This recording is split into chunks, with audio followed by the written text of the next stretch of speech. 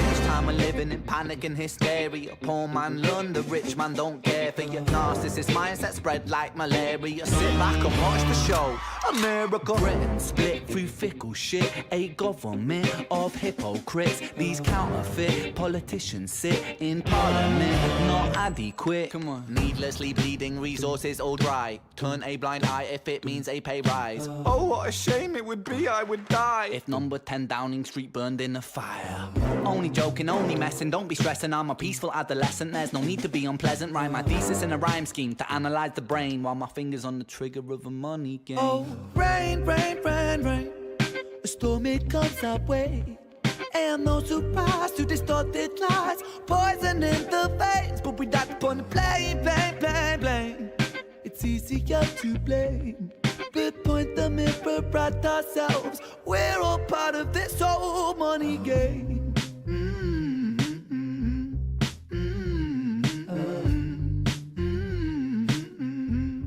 This old money game.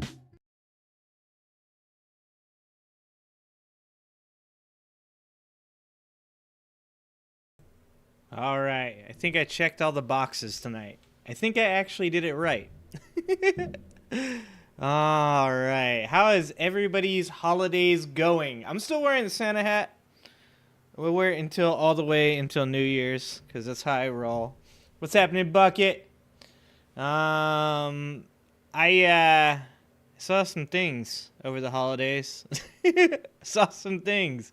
Actually just saw something while I was sitting here getting everything set up too that we're going to look at as well. Just want to say Merry Christmas to all of you guys out there. That I hope you guys had a great Christmas holiday. My kids got all the things. It was a really good day, actually. 3-day weekend for me, so that's the best Christmas present I could possibly get. Not going to work was fantastic. For those of you guys that may or may not have seen, we have a new video out on the Joe Rogan controversy with him misinterpreting a Joe Biden quote for a Donald Trump quote, which was absolutely amazing to watch and just really just personifies the hypocrisy that is really just so prevalent today when it comes to people discussing Joe Biden and Donald Trump. I think that it was actually a perfect scenario, and I don't think you could have written a better script. But if you want to see my video, it is out there. It is worth a watch, in my opinion. I think my videos are getting better and better every single time, and at one point or another, you guys are gonna be impressed.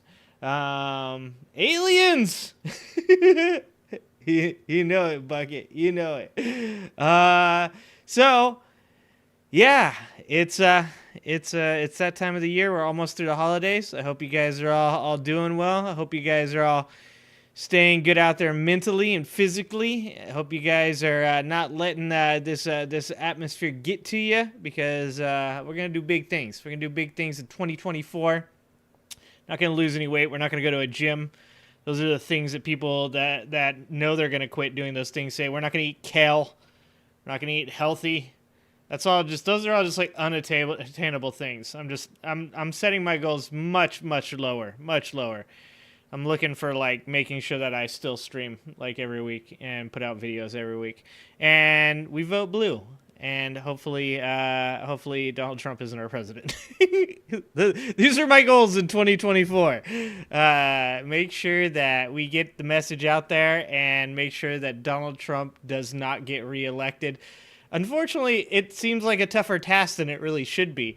I'm currently doing a long-form video on the fake elector scheme, which just gets longer and longer because the further and further you look into the craziness that it is any scheme that Donald Trump and his cronies have decided to get into, it is absolutely insane. Absolutely insane.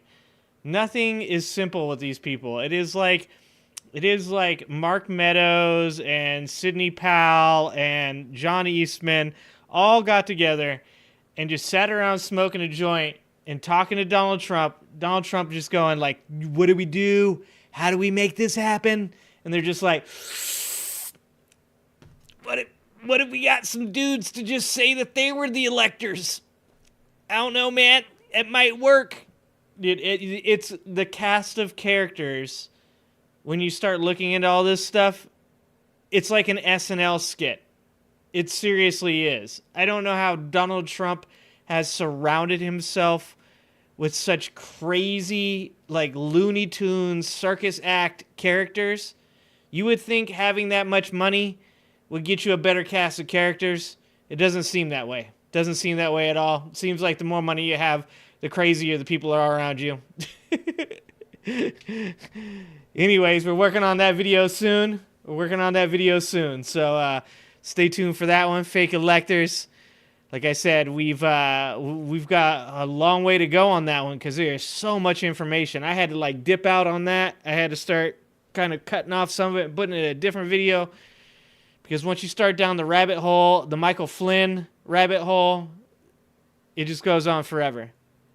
There is no end to the amount of buffoonery that took place during Donald Trump's presidency. It is absolutely insane. When I started all this, if you guys remember right, when I started all this, I was on here saying things like, well, let's wait for the information. Let's not take things out of context. And now it's like people could pretty much come to me and tell me anything, Donald Trump did anything, and I'd probably be like, yeah, actually, he probably did that shit. It's insane. And that's why, guys, this is why Adam Mockler is our guest on our next podcast. Because Adam Mockler is a young man who has been doing big things. And he's doing the Luke Beasley thing. He's doing the Jordan Klepper thing. He's getting out there. He's talking to Trump supporters. He's debating them. But one thing I like about Adam that I think is a little bit different between Adam and a lot of the other guys is I think he actually tries to reach some of these guys. I think he actually spends some time trying to debate and talk to these people and try and get them to understand some reason. As our friend David Pakman said the other day, use the Socratic method to try to expose the fallacies and the things they believe. And I hope he's got some knowledge to impart to me. Because I can reach across the aisle, I can talk to Republicans, I can talk to conservatives, I can talk to moderate conservatives, I can even talk to some evangelicals. Not for long, but I can. But the Trump supporter thing, man, they've gone off the deep end. There is no coming back. In my opinion, it just seems like you just can't reach them. So hopefully our boy Adam Mockler can come in here and impart some knowledge to me to help me become better at reaching out and bringing people back to sanity. All right, let's see who's here tonight. I love you guys. Nathan's here. What's up, Nathan? Stay Gold Radio. I changed my name. I also got the different camera tonight. You know, my expensive ass camera, when it goes into the small screen on the live stream, it looks all funky. So we're gonna go back and forth when we need to. Boom, like that. Hope you guys like the background. Hope you guys like that background. It's New Year's, guys. New Year's, new me. That's what we're supposed to say, right? I wanted to talk to you guys. Oh, wait. Hold on. Segue. Don't forget the segue. You guys ready for this? Boom.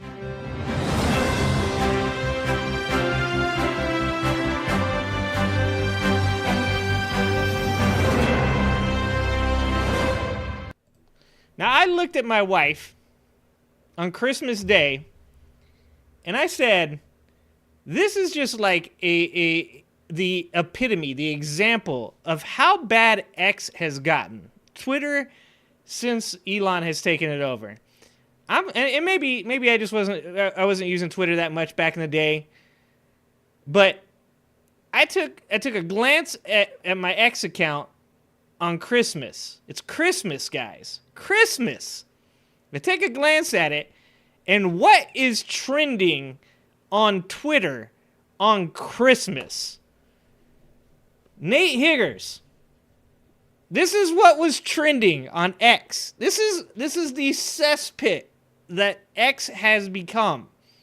I believe it was like hashtag anti-Semitism and hashtag Nate Higgers. This like, it's Christmas. Like, you guys don't have anything better to do. But I do feel like this is like the state of the type of people that are engaging with this social media. They don't have no family. They don't have no friends. Everybody hates them for their political points of views. They've lost their fucking minds, and nobody wants to talk to them. So the only place they have left is X. And my guess is this is what Elon wanted the whole time. Elon didn't have any friends, so he bought a bunch of them with $44 billion.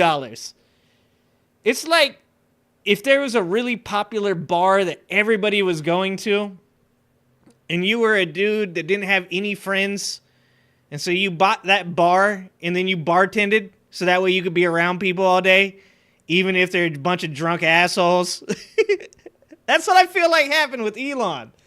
The old razzle-dazzle. That's right. Oh, man. I couldn't believe that. I was like, good God. And then I see my new good friend. Adam Mockler doesn't know this yet, but we're already friends. He's already a friend of the show. Hasn't even came on yet. We've talked like 4 times on Instagram. Doesn't matter. We're friends now, buddy. BFFs. I see that he's posted on that, and I'm like, man, yep, exactly. You know what I'm talking about. You know what I'm talking about, Adam. If you guys don't know who Adam Mockler is a young man currently in university. He does a political thing, like I said, like Jordan Klepper. If you're not following my boy Adam Mockler, go to X, go to Facebook, wherever you got social media. Make sure to hit the like and subscribe buttons. Adam is a good kid doing big things, and he's got some balls on him to go out there and do some of these things. And you know, I wasn't going to talk about this, but I was sitting here while I was waiting to do this, okay? Oh, Trump smells. Trump smells was also trending. You are right, oddly. Trump smells. And let's talk about that for a second, actually. Just for a second, let's talk about the Trump smells thing. Out of all the things that Trump, like you can accuse him of sexual abuse, you can accuse him of fraud, you can accuse him of overturning elections, stealing classified documents. You can accuse that man of white nationalism. None of that shit hurts his feelings. He's just like, maybe it is. I don't know. I don't even. What is white nationalism? I've never heard of it. They said, you know, that stuff you said about poisoning the blood of immigrants. You know that was a Hitler quote. And he goes, oh, is it? Yeah, I've never read Mein Kampf. I don't know what you're talking about. Is that a thing? Is that a book? Who's Hitler? I've never heard of him. But I'll tell you this. Was it the Lincoln Project that started this shit? It probably was the Lincoln Project. I saw that video. We're going to watch that video. The one thing that will get to Donald Trump is some basic ass schoolyard shit talking. And when they said he smelled, oh my God. That was like, it is a stroke of genius for whoever did that. Because if there is anything that is going to make him upset, it is saying he smells.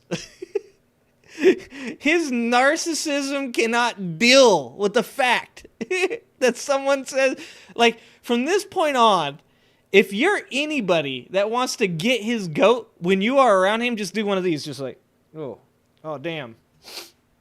Oh, what is that? Is that cheese? Is that cheese? What's that smell? Because there is nothing that's going to hurt his feelings as much as that. Like I said, you can say he assaulted women. He's like, yeah, I might have done that. I don't really know many women. Just really pretty ones. None of the ugly ones. Jesus Christ. Anyways, while I was sitting there, I was looking at Yahoo News, catching up here, and I came across this little article here. Boebert switches congressional districts, avoiding Democratic opponent who has far outraised her. Are you fucking kidding me? Dude, if Lauren Boebert finds a way, these people, they are rats. They are vermin. Not to steal Donald Trump's line.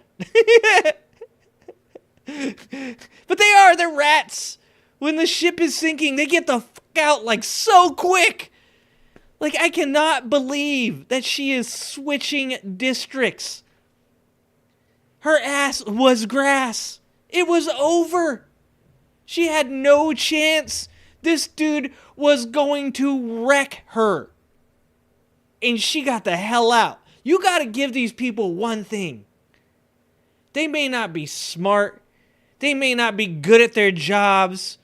They may not be even qualified to be politicians.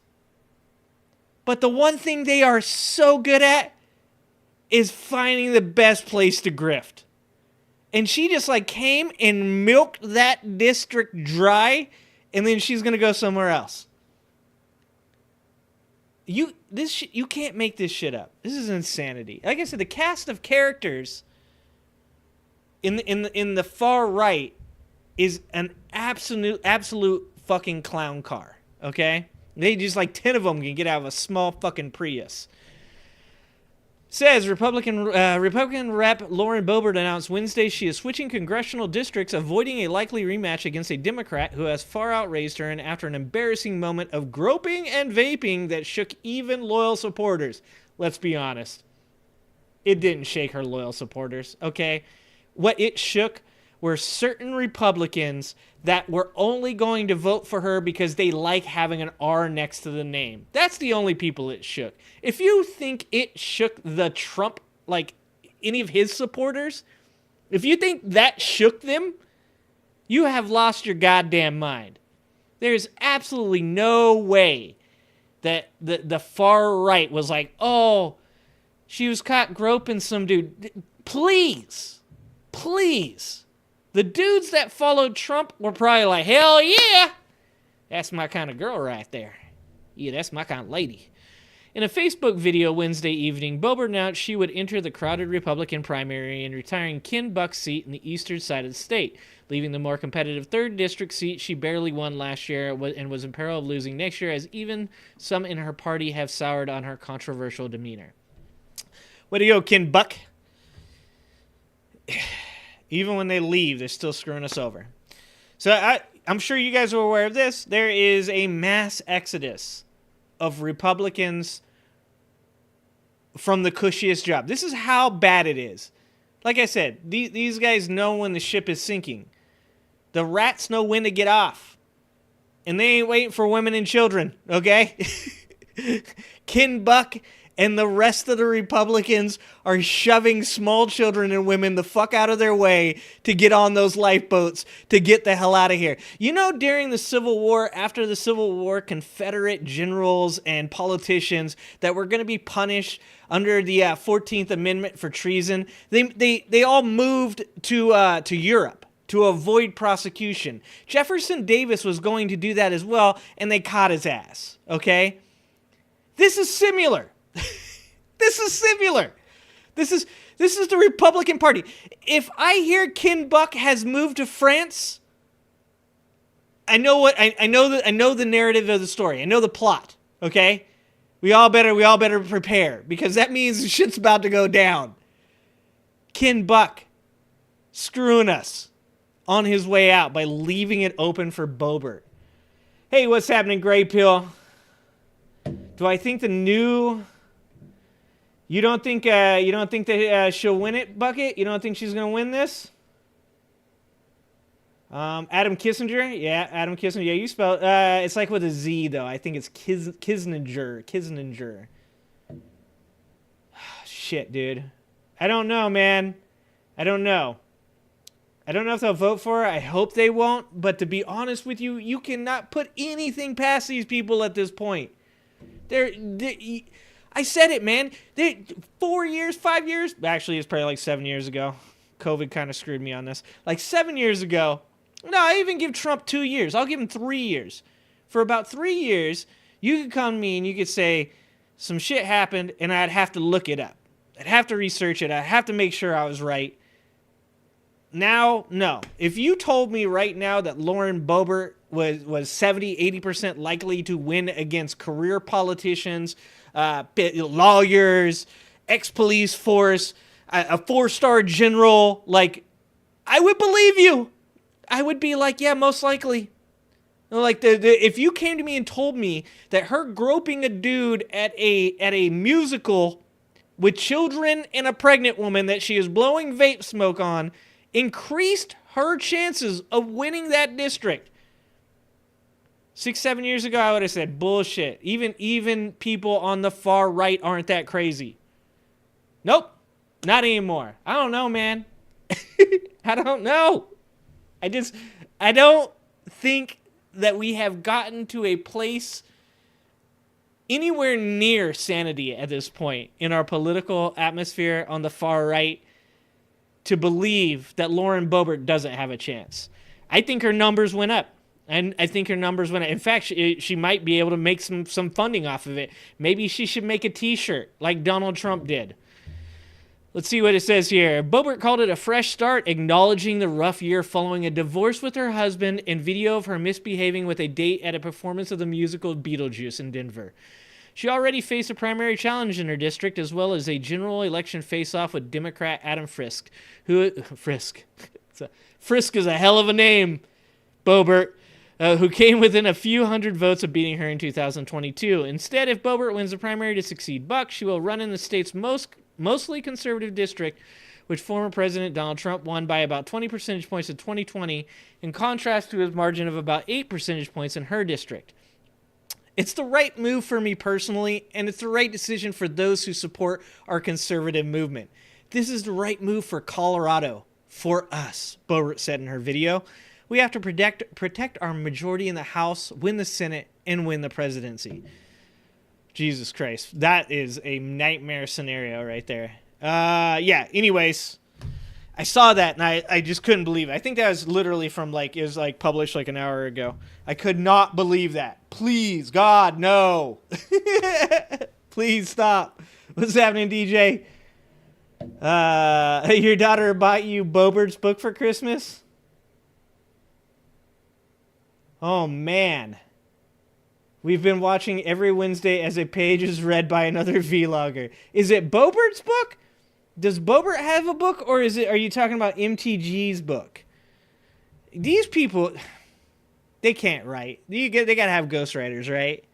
It's got to be ghostwriters. They just stand there and say dumb shit, and somebody writes it down. That's what's happening, right? Okay. Anyways, one of the things I wanted to get to, guys, was I love the live streams with the viewer suggestions, and we will be watching some of those videos. I love the illness or education nights, but I do recognize that over the past few months, I've gotten a little bit away from some of the things that I was doing at the beginning of these live streams, and that was really being pointed and having a goal to some of these live streams. I mean, my main goal right now is to hang out with you guys. I'm having a great time with you guys. So I really like showing up and having fun. But also, the whole point of me doing live streams was to educate myself to some things. And I have learned a lot of stuff.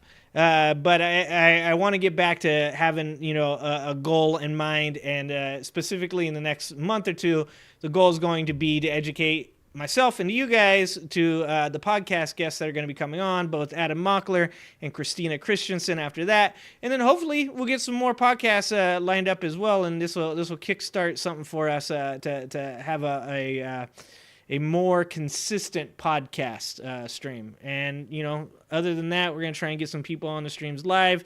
I told Redonkey could come on here and yell at me if he wanted to. I think that'd be awesome. Maybe we'll let Fatty get on the mic as well, as he likes to go on Pac-Man and talk to him. Yeah, they have ghost readers. Yeah, ghost readers. That's amazing. Oh, Christ. Check out Tommy Campbell. I will check out Tommy Campbell. Nathan, if you haven't joined the Discord, do I have Discord? Oh, no, I don't have Discord queued up.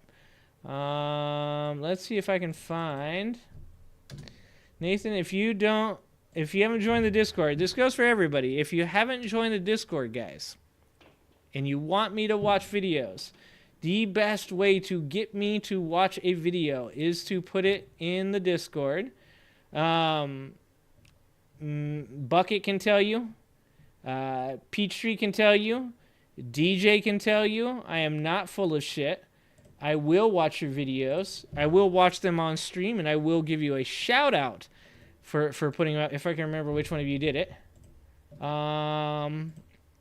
Discord's a free app. You can get it on your computer. You can get it on your phone. super easy to use. It's a community. You can share movies, you can share books that you like, you can share music. We share a lot of music on there. You can participate in the asking of the questions for Katrina Christensen and Adam Mockler. You guys also know, if you guys ever feel like it, you can get in there and you can talk to each other on mic as well. The voice channels should be open to you guys. If they're not, just let me know. But there's a lot going on the Discord. If you guys feel like being on there and joining a community and having a good time with the rest of the people that come on here, feel free to join the Discord. It really is a simple app to use, and I think that it's a great thing for me and you guys both, because you guys can share stuff without... I tell everybody, when you guys are like linking me stuff on stream, I'll look at it, and it's the same as like when somebody links me stuff from work. People like send me emails and, oh, dude, check this out. And I always mean to get to it, but I'm just as bad as anybody when they tell me, like, you should read a book. Like, it goes in my queue, like 75 books down, you know? Like, if I'm thinking about the time, I'll totally do it, but most likely I'm never getting to it. So, yeah, you can get on there and you can actually talk to each other. If you guys ever feel like hopping in the voice channels, feel free to do that. And, you know, at one point or another, I would like to open it up to people to be able to come on here and talk to me on stream while we have you in Discord. You don't have to show your face. If you guys have ever watched Destiny, or I'm trying to think of somebody else that does this. Well, like Kanklemore and Neve, they both do it. Tomfoolery, he does it as well. You don't have to show your face. You can just pop on and you can just talk, and we can discuss some of the things going on. It makes it a little more interactive, makes it a little bit, it shakes things up, makes it a little bit different. But yeah, if you guys are interested in that being a thing, post anything you want on Discord except for dick pics, okay? I don't think you can actually do that, because I have set up a bot to deal with that shit, just so you guys know. All right. So, guys, this is exciting for me, all right? This was so exciting for me, because the first video, and I've watched an Adam Mockler video. I watched Adam actually when he first put his first video out on YouTube. I would like to say I was one of the first people that watched his video, and I would like to also say I think I beat Hassan to it, and I was about to review it. This is when I was doing reactions, and Hassan beat me to it, and that actually made me very sad and upset. But the first video that... no, you can't delete those pics. Once it's on the internet, it's there forever, DJ. So the first video he put out was really awesome, but I wanted to watch something different that I hadn't seen. And the first video I clicked on, guys, was one of our favorite January 6th insurrectionists. And so I want to share this with you guys. I want to give you guys an idea of who this person is, and just like really get you an idea of what Adam Mockler brings to the table. Hi, my name is Master Sergeant Mickey Larson Olson. I'm over here in Baghdad, Iraq. I'd just like to wish everybody back in America happy holidays. Thank you very much for all your support. Isn't that crazy? I'm a 21-year retired Iraq War veteran, Master Sergeant. They threw me in jail for 161 days for January 6th because I took an oath to support and defend the Constitution against all enemies, foreign and domestic. I had done so much research. I know the truth about so many things. Dude. There's all kinds of video that shows that they were being escorted through the Capitol building. They were being escorted in a controlled manner so that people could... Yeah, and we all know. I keep seeing this narrative on the news. I just saw it on The Hill. I thought, has The Hill fallen down? The Hill was supposed to be pretty good for a little bit. They had Crystal Ball, and then they had the other guy, Sager, and it was like, you know, a left person and a right person. And it was supposed to be like more like fair and balanced, and it just seems like it's really gone downhill since, I don't know, whoever bought it. But I just saw on The Hill the other day why the left was wrong. All the video footage that was released on January 6th that proves their narrative wrong. And I will continue to say this. Yes, if there's 40,000 hours of video footage, there's going to be a large amount of video footage of people doing things that don't look that bad. There's going to be a large amount of footage of cops doing things that we've already pointed this out a million times. When a bunch of white people break into the Capitol building, it's a lot different than when a bunch of brown people do it. Okay, the cops react differently. Let's just be honest, okay? And not to mention, there is an optic that you have as, you know, Capitol Police that they don't want to be seen, you know, speaking of how cops, treat brown people. They don't want to be treating people like Rodney King on video nowadays, okay? Specifically, not a bunch of people that were supposedly there to protest. Yes, there's a ton of video footage of people walking through, looking like morons, to be honest with you. They look like a bunch of kids walking through on a fifth grade field trip. And if you're that stupid and that privileged that you would walk through, you have trespassed, broken into the Capitol, and you are walking around going, oh, look at that. Oh, well, that's crazy. Huh. Take a picture of me with the podium. That just proves how fucking privileged you are. Okay, that footage exists because people are that privileged in America. Like I said, brown people, black people, they do that shit, someone's getting tased. Absolutely insane that people think this. Could keep them away from the senators that were certifying the results. If you watch those videos, they were being escorted down hallways that would reroute them away from the people. I guess this is all starting off of the fundamental idea that the 2020 election was not rigged whatsoever. But when Donald Trump goes and uses this rhetoric about the 2020 election being rigged in all these states, and you need to go take your country back, and he gives a speech at the Ellipse, and an hour later people raid the Capitol.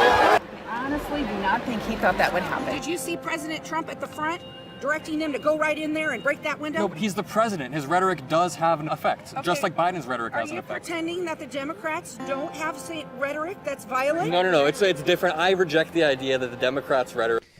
And I just had this argument with somebody on Reddit. Not argument. It was a discussion where I said that the right is the party of fear and anger. And the guy said, I wouldn't be so quick to toss around accusations like that because the left is just as bad.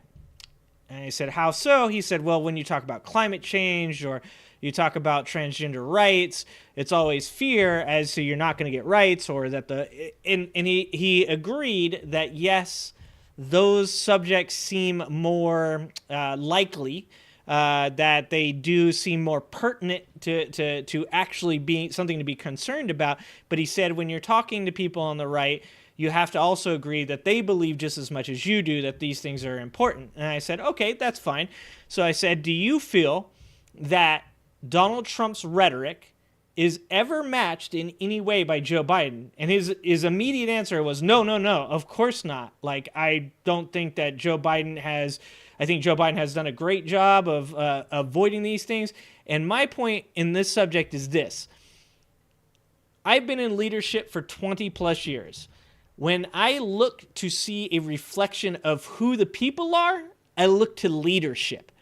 And when I see a leader that constantly, and I'm not just talking about one leader, there's multiple leaders, but one leader that is constantly fear and negativity. Look at the thing he posted on Christmas. Look at the two things that were posted on Christmas. Donald Trump, what he said, and what Joe Biden did. Joe Biden read the night before Christmas, or Silent Night, on Twitter. Donald Trump railed against people, called people, what did he tell? He said everybody that believes in electric cars should rot in hell, which I find extremely ironic that he's doing that, and the people on X are supporting that. But when you talk about the rhetoric from the left and the right, you have to agree that there is a pretty huge difference when it comes to what they're talking about. The left is talking about actual situations that whether you believe or you can agree with them or not, they are pertinent to today's political atmosphere.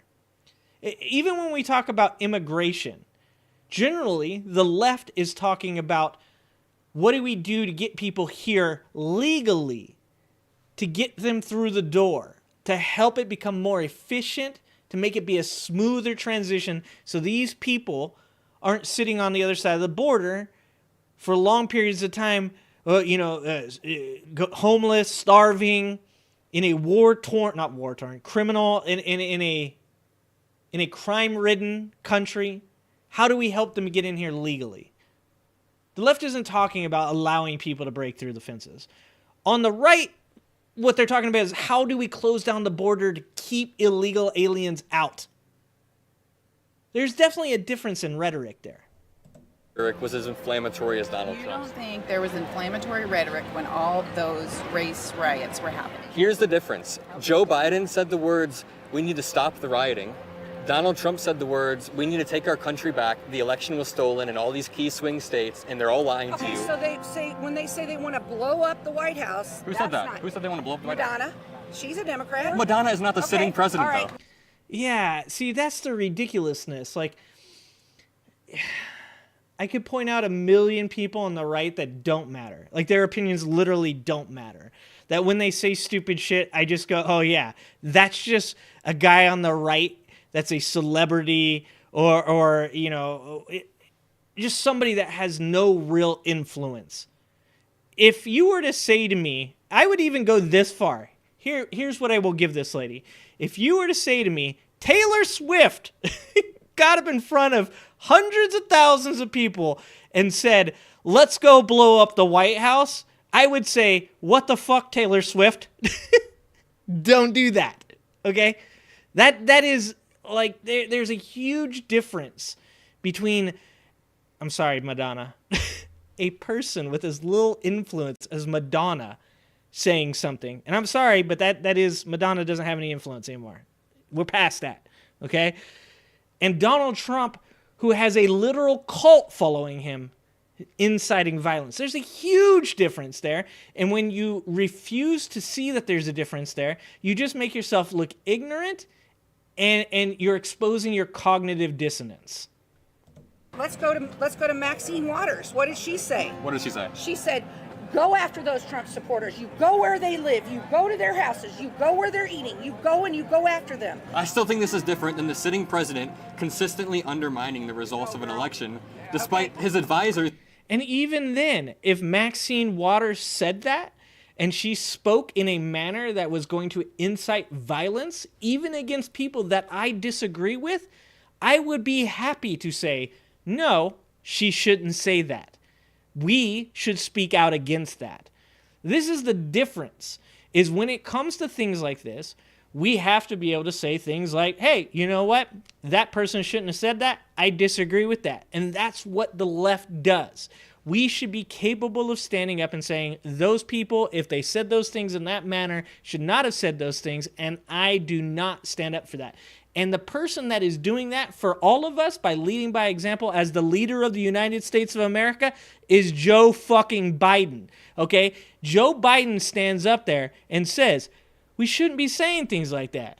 We don't want to be a part of that. Obama before him, same thing. Obama was a father to this country during his presidency. When things like the Ferguson thing happened, what did he say? He goes, that could have been my son. He didn't say go incite violence.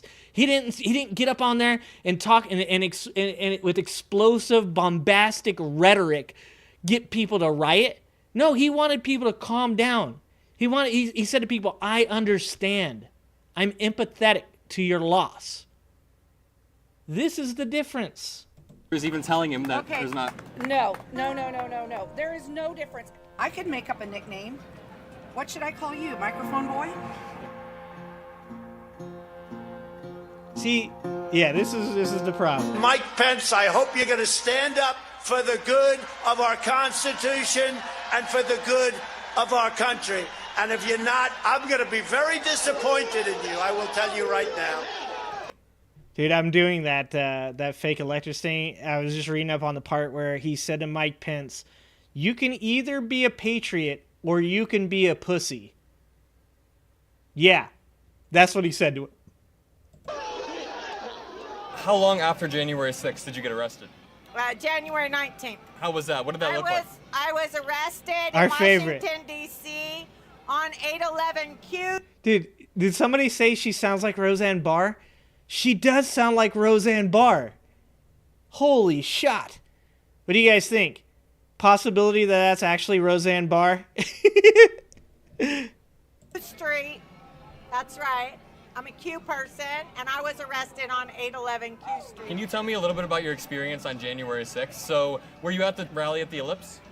Yes, and that's why I know that the media is a bunch of liars, because I was actually there that day, and it was the most patriotic day of my life, and the media is a bunch of crap pieces of dog shit. So then you walked from the Ellipse to the Capitol with everyone? Yes, taking pictures and taking videos like I always do and doing interviews. And then what happens? I refused to walk down the stairs. What stairs did you refuse to walk down? The scaffolding. And why did you refuse? Because I just said it. I took an oath. oath to support and defend the Constitution. They convinced the jury that I was escorted off the property. That was a lie. I was not escorted off the property by the police. You wrote this poem? Yes, I wrote it. Can we read a little bit of it? I wrote this after 9/11. Oh, which interesting. 9/11 was an inside job. It's come time for us to fight for the US of A. To show those terrorists that they will pay. It's come time for us to take a stand. It's come time for us to fight for our great land. Hard on the run, keeps a hand. We need to Yeah. fight for the good of all. None of that because there are sounds so like many it, that are right? truly appalled. We have a nation that is exceptionally great. The ones that did this are full of hate. They have no idea how strong we are. We're even stronger now, stronger by law. Joseph R. Biden Jr. of the state of Delaware has received 306 votes. We won't hide behind closed doors. We won't do that anymore.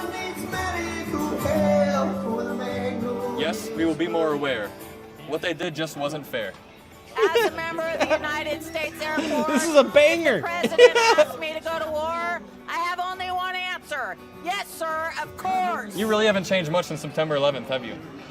I served my country. I almost died in Iraq over lies. Do you understand what that feels like? You hear that, Pro? I wrote this after 9/11. I was a huge Bush supporter. Honestly, about halfway through that interview, I started to think about how this country has failed her, but not in the way that she thinks. She obviously has some mental health issues that aren't being taken care of, and instead she's channeling these things through politics. She's a veteran who probably has lived a rough life, and there's no mechanism in place for people like this to get help, which there should be. So that was my main takeaway from that interaction. I don't know, I really started to feel bad for her about halfway through. All right, that's good.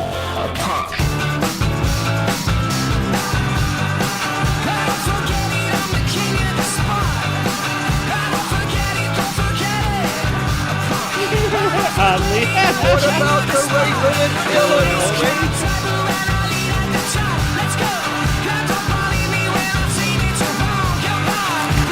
But once again, I do like his point of view there. And that's like, I said this last week, and that is that regardless of whether or not what these people are, what they're doing is right, I don't agree with that. I don't agree that I will not allow the patients to burn down the insane asylum. You know, like these people are mentally ill, and I have empathy for mentally ill people. I have concern for those people, but also I have concern for the people that they affect. And so he's right. We do have issues in America with mental health, and we do need to figure that out. But we're not going to figure that out through the means and avenues that we are currently pursuing, which is to just let people like this do things like that because, well, hey, they're mentally ill, so, you know, hey, what are you going to do about it? Like I said, you can't let them burn down the asylum around them. That screws over the other people that are there. It screws over the people that live there, that work there. Like, we can't expect the entire country to be held hostage by people that are insane because doing anything about this is the old left. This is the liberals of the early 2000s that would not stand up for themselves. These are the liberals that in 2016 when Donald Trump ran for president got caught completely off guard because they found an American populace that was willing to vote for a bully. that was willing to vote for a battle rapper. Because that's what Donald Trump was. He stood up on stage and he pulled his best 8 Mile. That's all he did. And I think I think it was a wake-up call to the left. I think the left really kind of woke up after that and was like, wow, we can't be pushovers anymore. We can't be the party of love and empathy and all that stuff. We have to have a harder edge. We have to have a backbone. Because, you know, the years before that, there was. I used to listen to my boss and the people around him talk about it all the time. I'm so tired of being pushed around as a liberal because, you know, the right is all loud and insults and stuff. And here on the left, we just want to kind of like, well, if we could, please, don't forget to be polite. Let's have manners. Like, you got to be able to push back a little bit. So I understand where he's coming from with his concerns for mental health. I can appreciate his point of view, and I love his empathy, but also at the same time, no effing way I'm going to stand pat while people like that just ruin everything that we have. That's insanity. I'm with a father-daughter duo. One of them is a Republican who grew up in Iowa, and one of them is a liberal who lives in California. Damn I'm right, going to moderate a California. little debate between them. And a healthy, good debate. We're not going to get angry. A very fiery debate. Look what he's done. Okay, she said that for him. She said that for her dad. Like, don't get mad at me, Dad. 4 years of perfect presidency. No, I had something in What do you my have to head. say? Dad, there's like 73 indictments and sexual. They did. When I try to argue with my dad or anybody else, I just say, give me facts. Mm-hmm. Give me a fact. Yeah. And I can't get facts. Mm-hmm. I get the look what he did for the economy. Mm-hmm. Look what, like, that's pretty much it. That's all I get. If you had to put yourself in your daughter's shoes, why do you think she hates Trump so much? Well, I'm a woman. she don't see what I see. What do you see? This is a good. You're a therapist. Can you go home with us? all the stuff that Biden's squashed since he got in, that Trump was doing really well at. He's got to. Okay, and for the Republicans out there that believe that Biden's presidency has been so bad, there is a intense amount of pressure from the left on Biden currently because the left feels like Biden hasn't actually squashed enough of Trump's. In fact, when you look at his border policy, he's currently now finishing building the wall. He's talking about reincorporating the COVID limitations on immigration. When you talk about his tariffs, he left those alone. When you talk about Afghanistan, it was his plan. So it's this insanity that people have where they want to say that everything Biden does is terrible and that he's completely gotten rid of everything that Trump has done. But to be honest with you, a lot of Trump's stuff is still there. Biden has just built around it.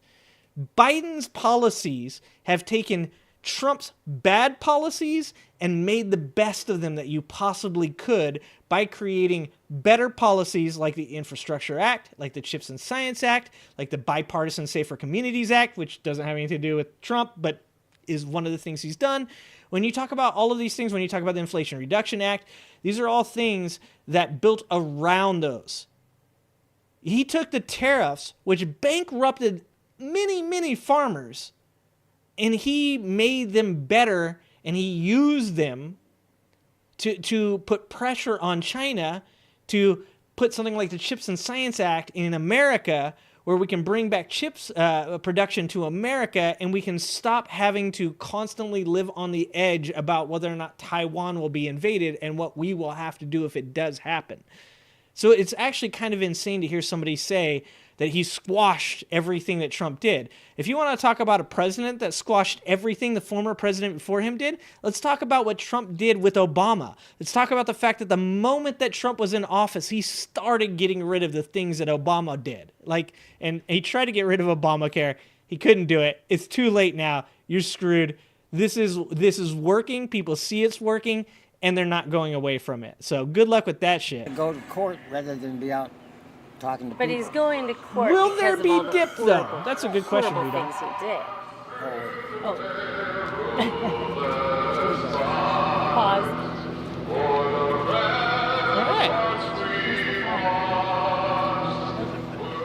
born to ride Donald Trump. Awesome.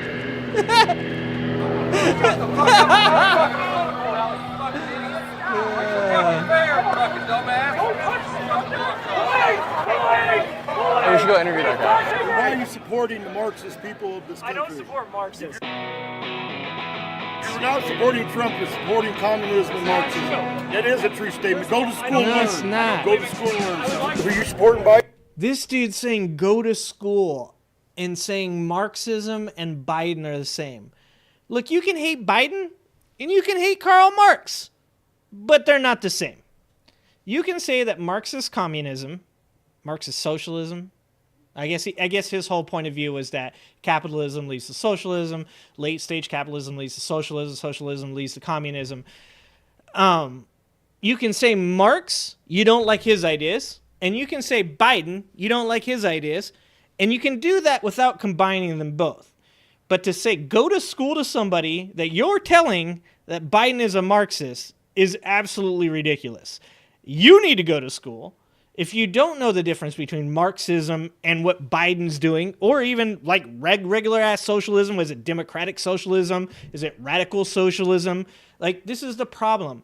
All of these subjects are much more complicated than just saying this person is this. It's just like when people talk to me. Like, if somebody says to me, you are progressive, I would say, sure, I have progressive values. And they say, well, you believe in this. I might say, no, I don't believe that. Yeah, well, you do because you're progressive. No, I don't. And this is our problem with putting people in boxes, pigeonholing people and their political beliefs by using defining terminology. It makes us all feel better to do that. It makes us feel comfortable. It makes us feel safe because we've now defined you and we know who you are and what you are and we know whether or not to hate you.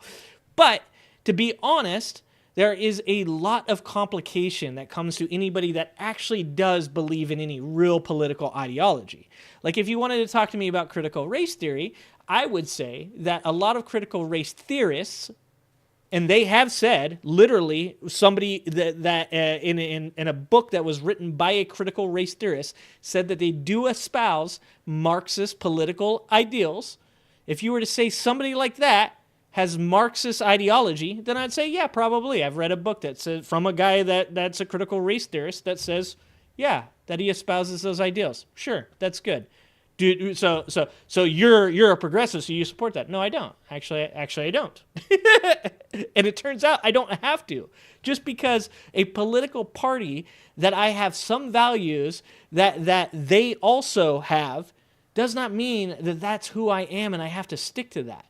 I believe that critical race theory is a great thing for people that are interested in that, but I myself don't believe the ideology that we should concentrate so strongly on people's cultures. I am a person that believes that the way that we get away from racism is that we realize that we're all one race, that we're humans, that we should embrace each other and love each other and appreciate each other's differences, but we don't need to take it all the way down to the point where we have to be like, you are a Mexican with Mexican culture and that's what makes you who you are. It doesn't have to be that way. We live in America. You can be American and you can be Mexican. I have heritage that's Irish. But if you were to make fun of Irish people, would that hurt my feelings? No, because really I'm American. I do have heritage, but we need to stop with the pigeonholing and we need to stop with the terminology. Although I did watch a whole thing on fascism and Trump is a fascist, just so you guys know. He fits like all of the things. He's like cookie cutter. It's like he watched a video on fascism and was like, yeah, I'm going to do that. No, I don't. Okay, well then, what do you support about I support me. What's your problem with Donald Trump specifically? I think he's a liar, a sociopath, a narcissist. I think his whole life is just I think his whole life is a scam, a bunch of lies. I mean, he ran a fraudulent university. What's your rebuttal? So do you think Trump is a narcissistic liar? I think he's a patriotic American and we need more of him, and they need to know what the government is in this country. I think nationalism is a major problem in this country and in countries around the world. I think it's a problem in Russia. I think it's a problem in Ukraine. I think it's a problem all throughout the world. We would be much better off if we didn't have countries. Whose plane is that? Isn't that President Trump right there? Oh, that might be Trump Force One. Kurt, take a picture. Kurt, get a picture. Oh, Jesus. What do you think these about Donald people. Trump being charged with conspiracy to defraud the As long as United you're not States? German. It's bullshit. You think so? Oh yeah. If they're going to start saying that he tried to overthrow the government, why don't they go after Hillary? She never did admit that he's her president. Okay, so people keep bringing this up. Hillary Clinton said she disagreed with the election results in 2020. She also said that she felt that there was Russian interference, to which, of course, there was an investigation. During that investigation, though Trump supporters continued to deny that anybody was punished, I believe it was 12 Russians were actually indicted. Okay, Michael Flynn was indicted as well and pardoned by Donald Trump, not for Russian collusion, but for speaking to Sergei, I'm going to fuck up his last name, Kislyak, something like that, Kislyak, for speaking to him and discussing sanctions with him in an attempt to get Russians, I believe, lesser sanctions, or so they wouldn't react as badly to those sanctions. But he then straight up lied to Donald Trump. He lied to Michael Pence. He lied to the investigators that day, and he was being indicted on it, to which he had pled guilty before Donald Trump pardoned him before he was sentenced. So before all these people get into this whole subject of there was no Russian collusion, the collusion that was proven was not proven to be enough to take it to court. However, they did agree that there was Russian interference, but just like they voted or they decided in the election case that was just tried that there wasn't enough fraud in the last election for it to be overturned, they also agreed in the Russian interference case that they didn't believe there was enough collusion to overturn the election as well. So this is all kind of just, once again, whataboutism. Hillary Clinton isn't still running a campaign on whether or not, I mean, she could be running for president right now. She could be just as pissed off as Donald Trump is right fucking now. She could be telling everybody about how the election was stolen from her. She actually has a case to talk shit to Jill Stein about the fact that that might have cost her the election. If that was Donald Trump, he would be claiming that Jill Stein was a operative. This is the problem with this is that, like I said, do me a favor. Pick one portion of any of these theories. Pick the fake electors. Pick Mike Pence's ability to overturn the election, whether or not he was allowed to or not. Pick any of the stuff that Trump wants to claim, that the election was fraudulent because of dead people voting, immigrants voting, felons voting, out-of-state voting. Pick any one of those subjects and sit down and do some research on it and get back to me in like 2-3 months and let me know how it's gone. Because I can tell you this, I do this research. I do sit here. You can ask my wife. I spend 6, 7, 8 hours in a night reading through story after story, looking up Jefferson and Burr's presidency in 1796 and 1801, looking up Tilden and Hayes in 1876, looking up 1960, Kennedy and Nixon, going through each one of these just to have an opinion on one of these subjects. That's the type of research you have to do in these areas because these are all very complicated subjects. And to just use whataboutism, what about Hillary? Okay, go do a bunch of fucking research on Hillary Clinton and what happened. And I'm not talking about watching 2 or 3 fucking YouTube videos. I'm talking about actually get into the case. Find the legal documents. Find everything you possibly can. Every story that was written, every video that's been made, every little bit of research that you can find from the fucking National Archives on it.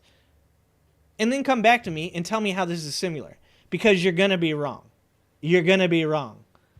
What happened to Jill Stein? Jill Stein's actually running again, I think. Your history was Union soldiers defending the United States against insurrection? Yeah. Dude, the Civil War is... I love the Civil War. I love Grant, dude. I know people hate Grant, and people talk about how corrupt Grant was. I don't believe that shit. That's my hill to die on. My hill to die on is Grant was not corrupt. And also, Grant, the only way you were winning that Civil War was to throw the amount of people at it that Grant did, and to say that Grant had no care for American lives pisses me off, okay? Grant cared, and Grant did what he had to do to free an entire race of people. So all of you guys that shit on Grant and say that he was dirty, that he is shady. Shame on you. Shame on you. Grant is my my Trump, I guess. Grant did choose bad friends in politics. DJ is right, and that's because here I'll even give these people this. Grant and Trump are similar in one way. Neither one of them knew how to pick people that were around them that were going to do them any favors. Okay? That's an olive branch.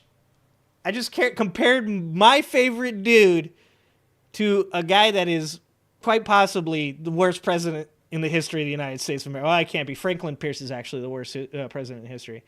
God, Franklin Pierce. Anyways, all right. You bet Grant had a really sweet train car he got drunk in and smoked big cigars? Yeah, of course he did. Sherman. And here's the thing about Sherman, Nathan. I don't even like Sherman anymore, okay? Because Sherman, now, and I could be wrong about this, okay? But Sherman became kind of a D-bag after the Civil War, okay? Once he got, into political office, Tecumseh kind of became a little bit on the racist side. That's just what I've heard. That's what I've read, okay? But William Sherman was a absolute beast, okay? And without Sherman, there would have been no Grant, and without Grant, there would have been no Sherman. So you still got to show Sherman love. Also, wasn't his brother a politician as well? Did his brother run for president? I can't remember. Also, Tecumseh is the name of the Indian that was killed in the War of 1812, I want to say. I could be wrong about that. Was that 1812? Or was it French and Indian? I think it was the War of 1812. That I'm wearing right now, oddly? No, this is an Eagles sweatshirt. I can wear my Eagles gear again because they actually won last week. Yeah, Sherman hated politics. Okay, maybe I'm wrong about that. It's been a while since I've really been into the Grant thing, so I could be wrong about some of this stuff. The Sherman tank! Dude, Sherman was gnarly cavalry. And didn't Sherman, once again, I am completely talking out my ass tonight. Didn't Sherman defeat Nathan Bedford Forrest? Am I wrong about that? Somebody help me out. Somebody Google that. But I'm pretty sure Sherman's the one that took to Nathan Bedford Forrest's ass because Bedford Forrest was fucking rampaging. Okay? He was doing that fucking guerrilla warfare bullshit that later he would use when he became the Grand Wizard of the KKK. You hear all these people talking about how the Republican Party was a good party back then and the Democrat Party was a good... This is one of the reasons I say putting labels on shit is absolutely fucking stupid. Yeah, back then they were called the Republicans and they were called the Democrats. And before that, there was Republican Democrats. And there was Whigs and there's Federals. The parties have switched so many times.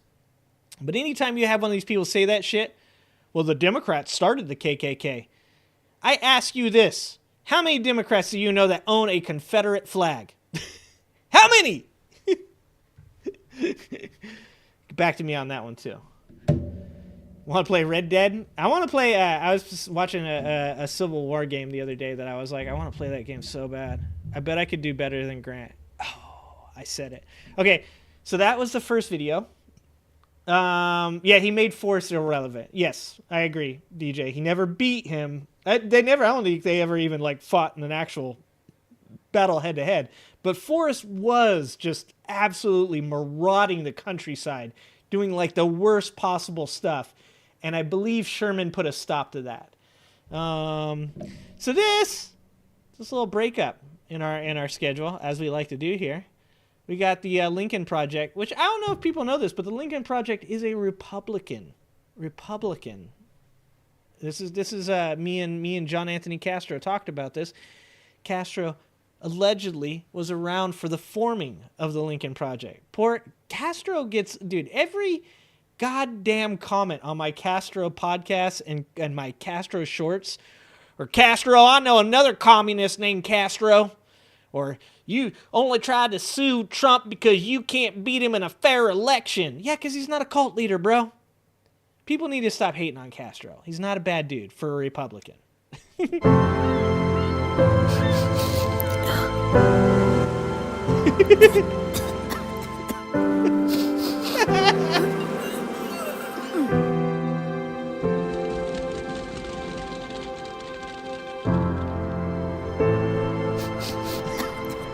claiming the former president smells bad. It's not a distinct smell.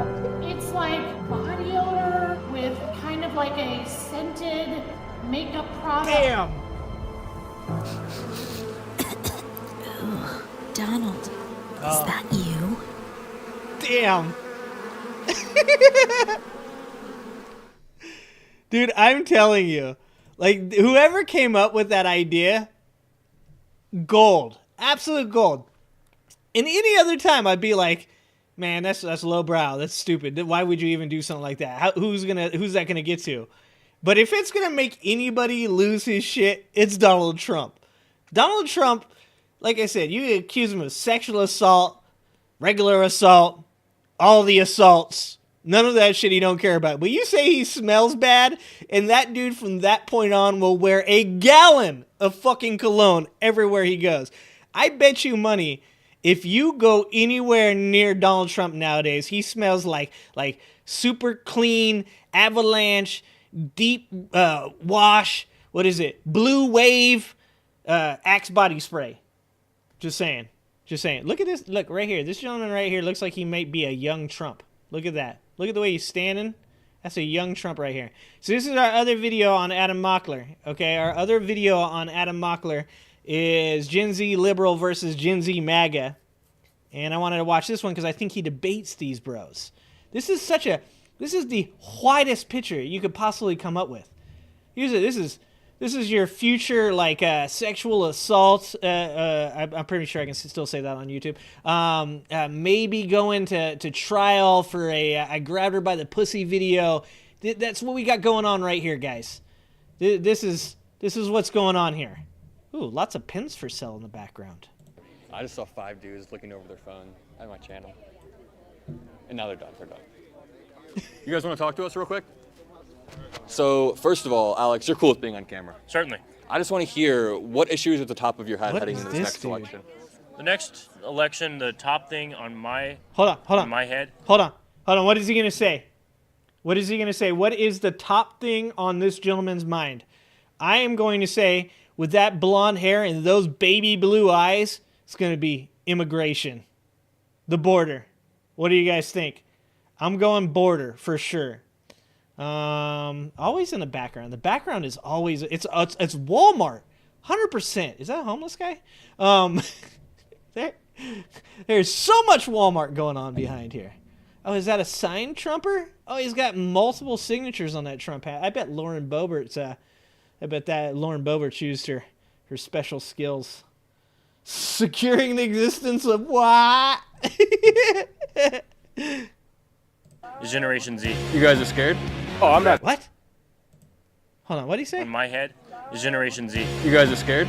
Oh, I'm not scared at all. No, I don't mind talking to you, but not really my place to speak for. I don't even know what that means. You're scared, just say it. Dude, one more time. All right, Adam, we got to talk about the level of the sound in your videos, bro. We're going to go one more time. The next election, the top thing on my head is Generation Z. You guys are scared? Oh, I'm not scared at all. No, I don't mind talking to you, but not really my place to speak for the group. You're scared, just say it. You're scared, just say it.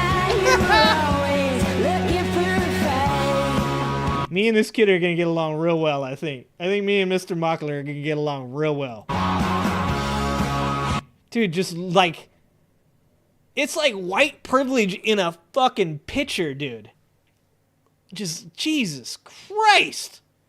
Like, it's if you asked AI to create a picture of young white dudes that are possibly going to go to Yale or Princeton, this is the shit it would come up with.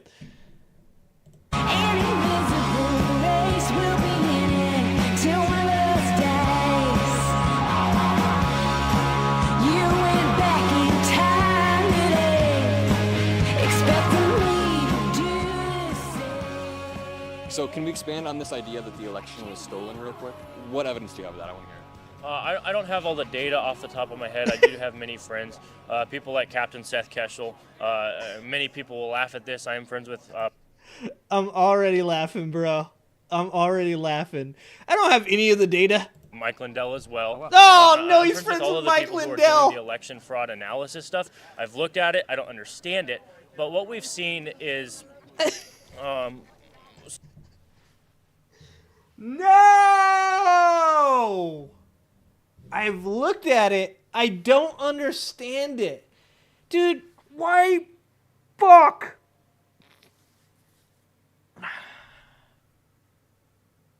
Generally, you know what? I'm going to talk about my friend Angela Knight. One of the things I loved about Angela, I loved a lot of things about Angela, but one of the things I loved about Angela specifically was when Angela didn't know something about a topic, she was like, okay, I'm just going to be quiet and I'm going to listen. And sometimes I gave Angela shit for that. Sometimes in these debates, I go at that dude. Don't let him talk to you. And she'd be chill. And she'd just listen. Sometimes, bro, if you don't know shit, just shut the fuck up. If the only person that you know is Mike Lindell, who literally lost a $500 million bet to a Trump supporter about voter fraud, a Trump supporter proved that Mike Lindell's voter fraud evidence was not legit. Jesus fucking Christ.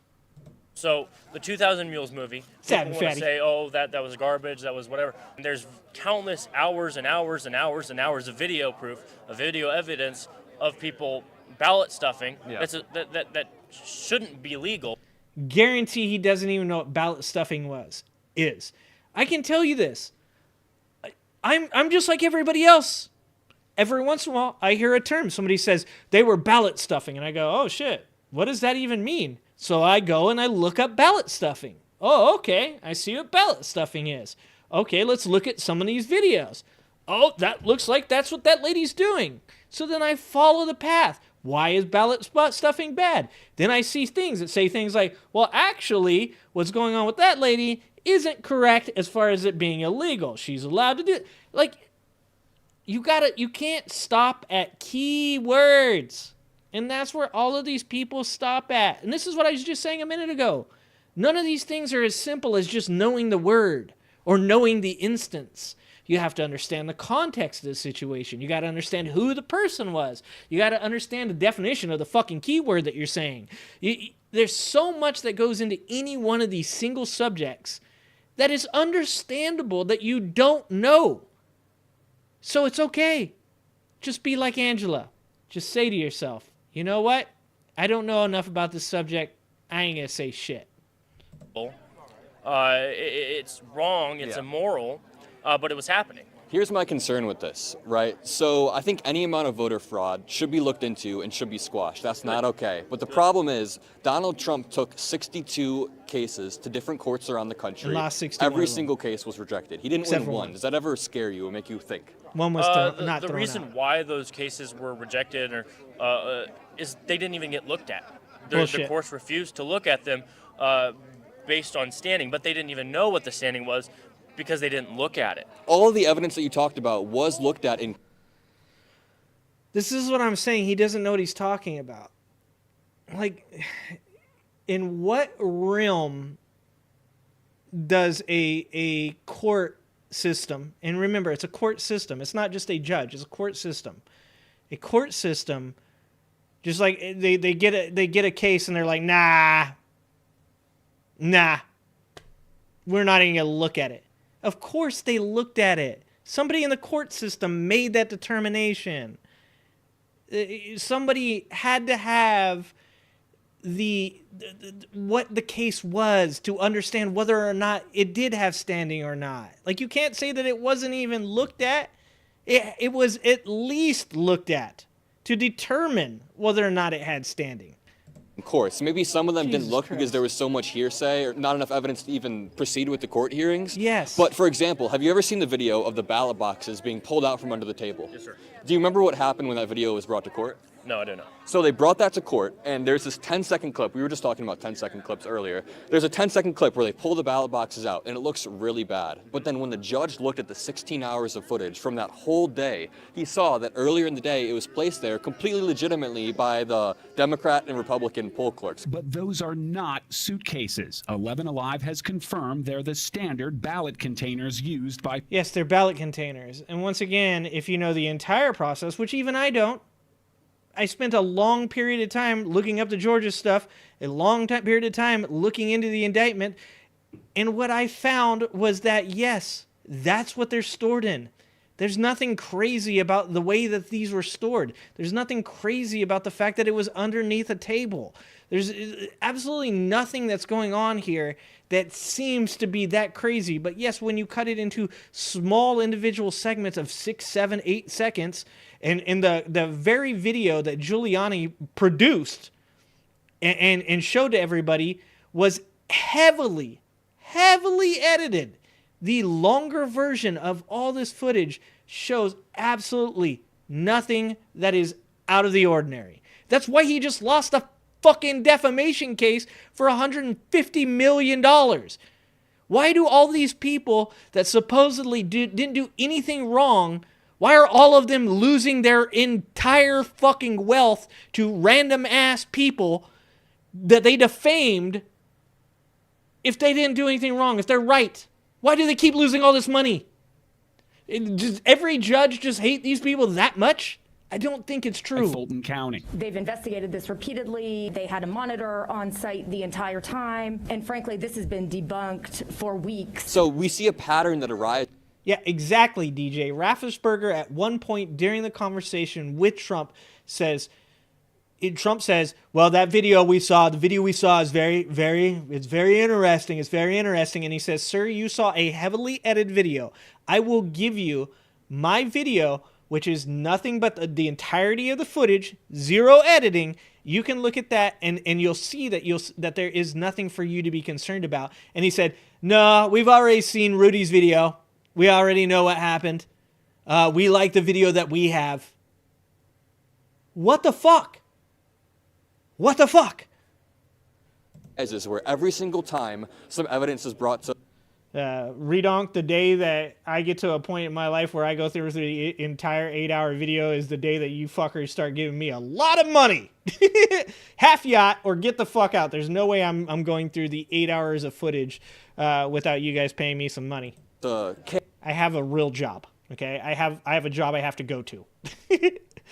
I think Eli would be pretty pissed off at me if he walks in the office and all I'm doing is watching fucking Georgia ballot footage. At court, it's like an actual legitimate court, and not just in a documentary. It's not just shown in a documentary. It's brought to a legitimate court. It gets shot down, and that kind of scares me. I don't know if it scares. I think it scares me in the fact that I think we disagree on this. That's fine. There were many cases, most cases that weren't even looked at. That's just the fact, okay? And if we look at these things and understand what is actually going on, go look at Captain Seth Keshel's telegram, okay? What we see is the numbers lined out, line by line, data by data of fraud all over the place. Another guy, his name is Dr. Douglas Frank. He's another election fraud expert. Dr. Frank, yeah. He lines it out line by line. He lines it out number by number. He crunches down these things. Yeah. Mathematicians, scientists, they've looked into this stuff. They understand what's going on. And there's also the machines, as I talked about, Mike Lindell I'm friends with. So I guess when looking at these things, you have to weigh the credibility of each source, right? So I want to ask you, do you trust Mike Pence at all when he says the election wasn't stolen? I don't trust Mike Pence, period. Let me ask you, do you trust Bill Barr at all when he says the election wasn't stolen? No. Do you trust Mark Meadows at all when he says the election wasn't stolen? No. You don't trust the 60 courts that Trump brought evidence to? No. So it makes me worry when every single court, every single institution, every single person in America that's not Donald Trump or Mike Lindell are lying to you. And I'm going to go back to my point. When you weigh the credibility of these people, do I believe every single institution, which sure, they're flawed, or do I trust Mike Lindell? Probably the institutions that are upholding our democracy, right? I would say that the institutions that are upholding our democracy aren't upholding our democracy. Expand on that. What we see is a rise of communism. Oh my God! So if you go and look at what the Frankfurt School in Frankfurt had, they have 11 main points that they want to be involved in every single facet of society. What we see. I don't have all 11 points off the top of my head. An uprising of sexual deviance that is being taught to children. Oh no, not the sexual deviance! All over the place. Pornography in schools. I've looked at this. There's pornography in schools! It's disgusting. The pornography? Yes. Not that. Oh my God. This guy, bro, just go jerk off, okay? Like, you'll feel so much better. He is the face of repression. What am I talking about? This guy probably looks at like the worst porn. Jesus Christ, kid. In books. What's the definition of communism in your eyes? I don't have the definition of communism all over. I have the points, what these things look like. I don't have the definition of it. Yeah, that's okay. What we see right now is indoctrination of Generation Z all over the place. And what the DNC has done is they've taken millions and millions of dollars to put into TikTok influencers so they can indoctrinate my generation with their lies. And President Trump is... Every lie has a basis of truth, right? Like, I'm sure that, yes, probably fucking Democratic and Republicans both, and fucking Trump supporters as well, who I don't actually consider part of the Republican Party, have all, in some way, probably put money into influencers. I mean, we all know what happened with Dylan Mulvaney, but everybody is probably putting money into influencers because that is the day and age that we live in. But whether or not it's indoctrination, that's debatable. We would need to see exactly what we're talking about. Are commercials indoctrination? Is a person giving a speech indoctrination? If we're talking about, I think we need to draw a line between what is considered appropriate and what isn't. And if influencers are lying to people, if influencers are telling people that America is filled with a bunch of communists, if influencers are saying things that aren't true, like that drag queens are turning your kids transgender, and when I say not true, I mean that there is no statistical, factual evidence to back it up, then we can say, yeah, that's indoctrination. If there are videos of transgenders or drag queens literally indoctrinating children and teaching them to be transgender and telling that they should be and grooming them to be that, I think that everybody can agree that that would be bad. But on the same side, we can talk about religion and the fact that people wanted my 5-year-old to go to Sunday school. And I said, no, that's indoctrination. Like I said, once again, we have to draw lines between what is real and what is not real, what we're afraid of and what is actually happening. Because if your point of view is that America is filled with communists, you're a fucking moron. There is absolutely no way that America is filled with communists. There's no way that America is filled with America-hating liberals. Almost everyone that you see, even on the internet, espouses a myriad amount of different political ideologies without even understanding that they're doing so. Regardless of whether they claim to be a Crip or whether they claim to be a Blood, you have Republicans that support Medicare. You have Republicans that support the police. You have Republicans that support the fire department and the military. All of those things are socialist ideals. You can't talk about these subjects and be an expert on all of them. I can't, you can't, and you shouldn't want to. You should allow the people that you elect, based off of the things that they espouse, to do their job. And if they don't do their job, then you vote them out. But what you shouldn't be doing is selling fear. The red fear. Is it ever going away? Probably not. He's one of the greatest presidents of all time. Yeah. And I believe that if he gets behind this Generation Z movement and tries to, do something about it and helps us get involved, then it's going to change the trajectory of our country. Because if like we don't have Blow, Z right? voting Exactly. for Like Trump, Andrew Tate, we're going to lose right? our country. Exactly. So I have a few questions. DJ, First of all, how old exactly. are you? 19 years old. Nice. So I'm 21. I'm also Gen Z, and I have similar beliefs, but from a different standpoint, right? I also want to ask: Are you a conservative influencer? Yes, I am.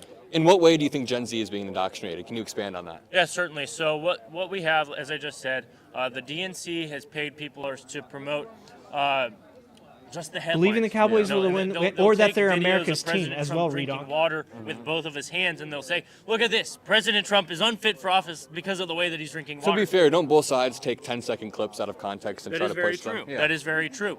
And so I think that the conservative side needs to do a better job Yeah. at not doing that.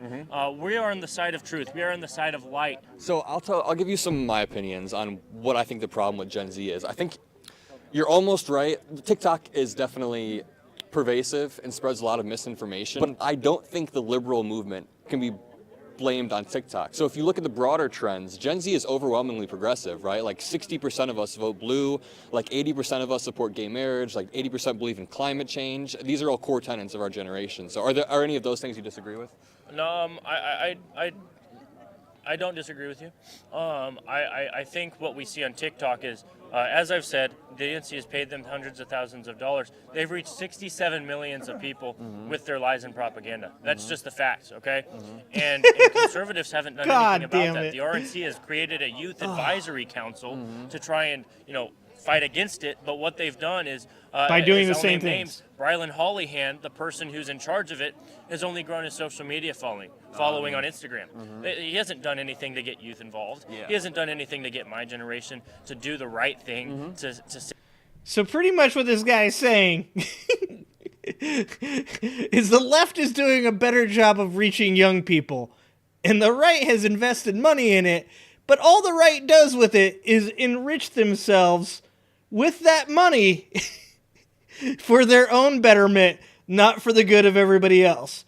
No shit, sir. No shit. I think you just joined the left. Fuck. Save America. That's not happening on the right side. That's happening on the liberal side, and it's driving our country into a hole. So you want to see a counter movement to the online conservative, and I actually respect that, because one of my main things about democracy is that you can mobilize voters and that you don't have to do like a ton of weird shit, So I do appreciate the fact that you're trying to mobilize people. As a Gen Z Trump supporter, why do you like him so much? I like President Trump because he actually got stuff done, despite the fact that they say, oh, we didn't get anything done, oh, we didn't do the border, oh, we didn't do this or that. No, he actually got stuff done. What did he get done that you enjoy? The lowest unemployment rate of all time, low taxes, Until low now. gas prices, low grocery. So something that most people don't understand is the higher the gas prices, that means that the higher the grocery prices. The reason why is because you need gas to get the groceries to other places. That's true. Can you point to a specific policy that Trump passed that caused these low prices? Because as far as I'm aware, the big thing that he passed was tax cuts for really large corporations, which I'm not sure if that directly translates to what you're saying. I think I'm not sure as far as what the tax policies off the top of my head. Yeah, that's fine. One of the things that people don't understand about Trump's presidency, and one of the things that people don't ever understand about many presidencies, is that you are directly affected by the man right now, or woman, maybe one day. God, please, just let the women try. Can we please just let the women try? You are affected by the person who came before you. President Obama, regardless of what this gentleman right back here in the back, this guy has some really bad opinions of Obama, guarantee it. Regardless of what these people say about Obama led America through an incredibly tough time. He brought, speaking of low gas prices, gas to a lower national average than Trump ever got to. He put America's economy in a place that when Donald Trump took over, he literally got handed a fucking plate full of food to eat off of. When Joe Biden went into office, he was handed a pandemic. He was handed a vaccine project that Donald Trump was 100% behind until he realized he wasn't going to be the president anymore, and then pulled he was so busy trying to overturn an election that he almost let that fail. The one thing that almost everybody could have given him credit for, he almost let fail because he was so fucking focused on making sure he got that Russian binder out with him, making sure that he got those classified documents out with him, because he only cares about himself. And people don't understand the reason that Trump did have a good economy is because Obama gave him a good economy. I'm not saying that Trump's policies didn't help to proliferate. Just like I'm saying Biden's doing the same thing now.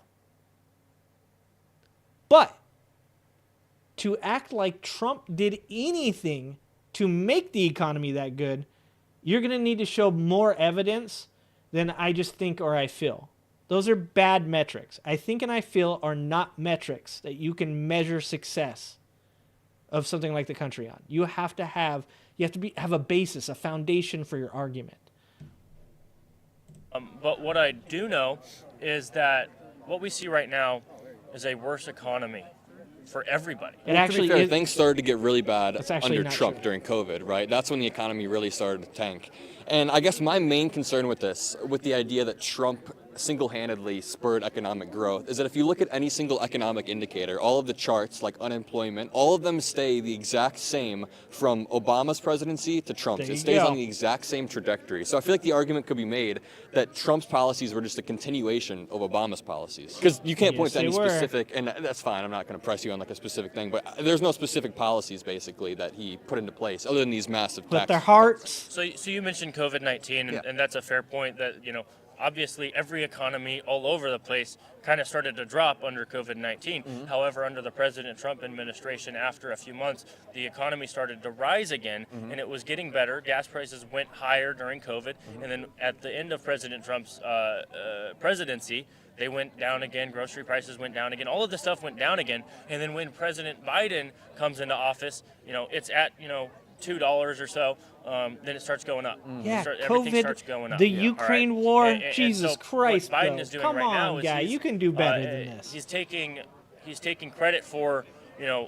unemployment rate being lower than it was in 2020. It is though, right? It is, and the reason why is because so many people lost their jobs because of COVID-19. But no, the unemployment rate is everyone lower, is coming back to those jobs, and it just so happens it happened to be after President Trump. Once again, that's a ridiculous argument because those people could have came back to an economy that would not allow for them to have those jobs. Those people could have came back to a place where those jobs no longer existed because the businesses that were being supported, the small businesses and a lot of big businesses got a lot of money during that time, weren't able to bring them back because financially they weren't there anymore. People need to understand that two things can be true. You can both agree that Donald Trump continued what was going on with Obama and that that's not a bad thing as far as the economy went. I don't agree that he really did much other than that. I mean, I have some support for some of his policies. But to be honest, a lot of what Donald Trump did was he didn't do anything. That's why he was such a libertarian president. The libertarians loved Donald Trump because he didn't do anything, because he pulled away from the national scene, because he didn't want to be involved in war. He didn't want to do anything that made him do anything that made him not be able to play golf. Now, if those things happen to benefit America, then great. That can be true, and it can be true that he didn't do shit. Now, at the same time, you can also agree that at the point when Donald Trump left the office, that he had a 3.7% unemployment rate, which at that time was one of the lowest percentages, if not the lowest percentage of unemployment for the nation that had ever happened. But that COVID escalating, because we did that on purpose, the unemployment rate could have stayed elevated, but was driven down by Joe Biden's policies, is a good thing as well. Like, this is why people want to latch on to all these things. I've said it before and I'll say it again. I don't dislike Donald Trump because his policies were damn near non-existent. I dislike Donald Trump because his leadership is garbage. He's a terrible human being. He only gives a shit about himself.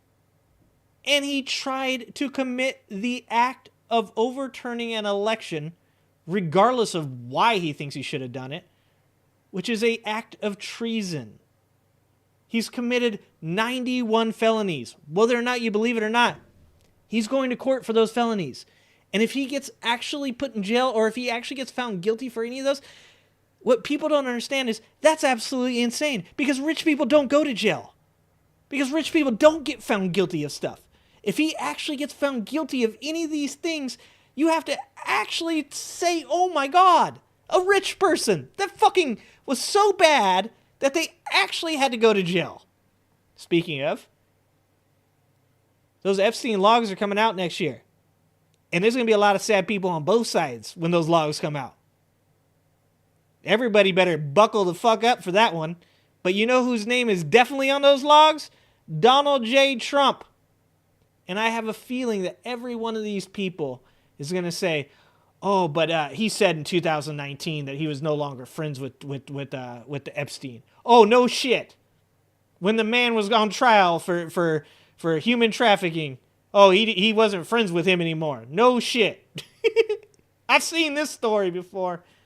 I believe the election was stolen. Unemployment numbers are being pushed down by fentanyl deaths. I'm going to need some facts on that one.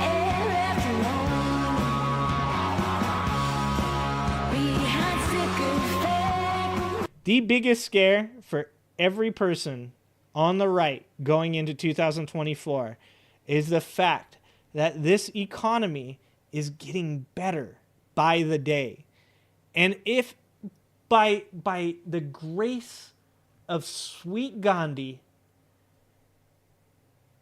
the Ukraine war finds some kind of peace, if Israel Hamas finds some type of peace, people are going to vote for Joe Biden. If Donald Trump is indicted and goes to prison and you still vote for him, I don't know what the fuck to tell you. You don't actually want to see politicians punished. You don't actually want to see the gap between where you're at and where the rich people are at closed. You don't.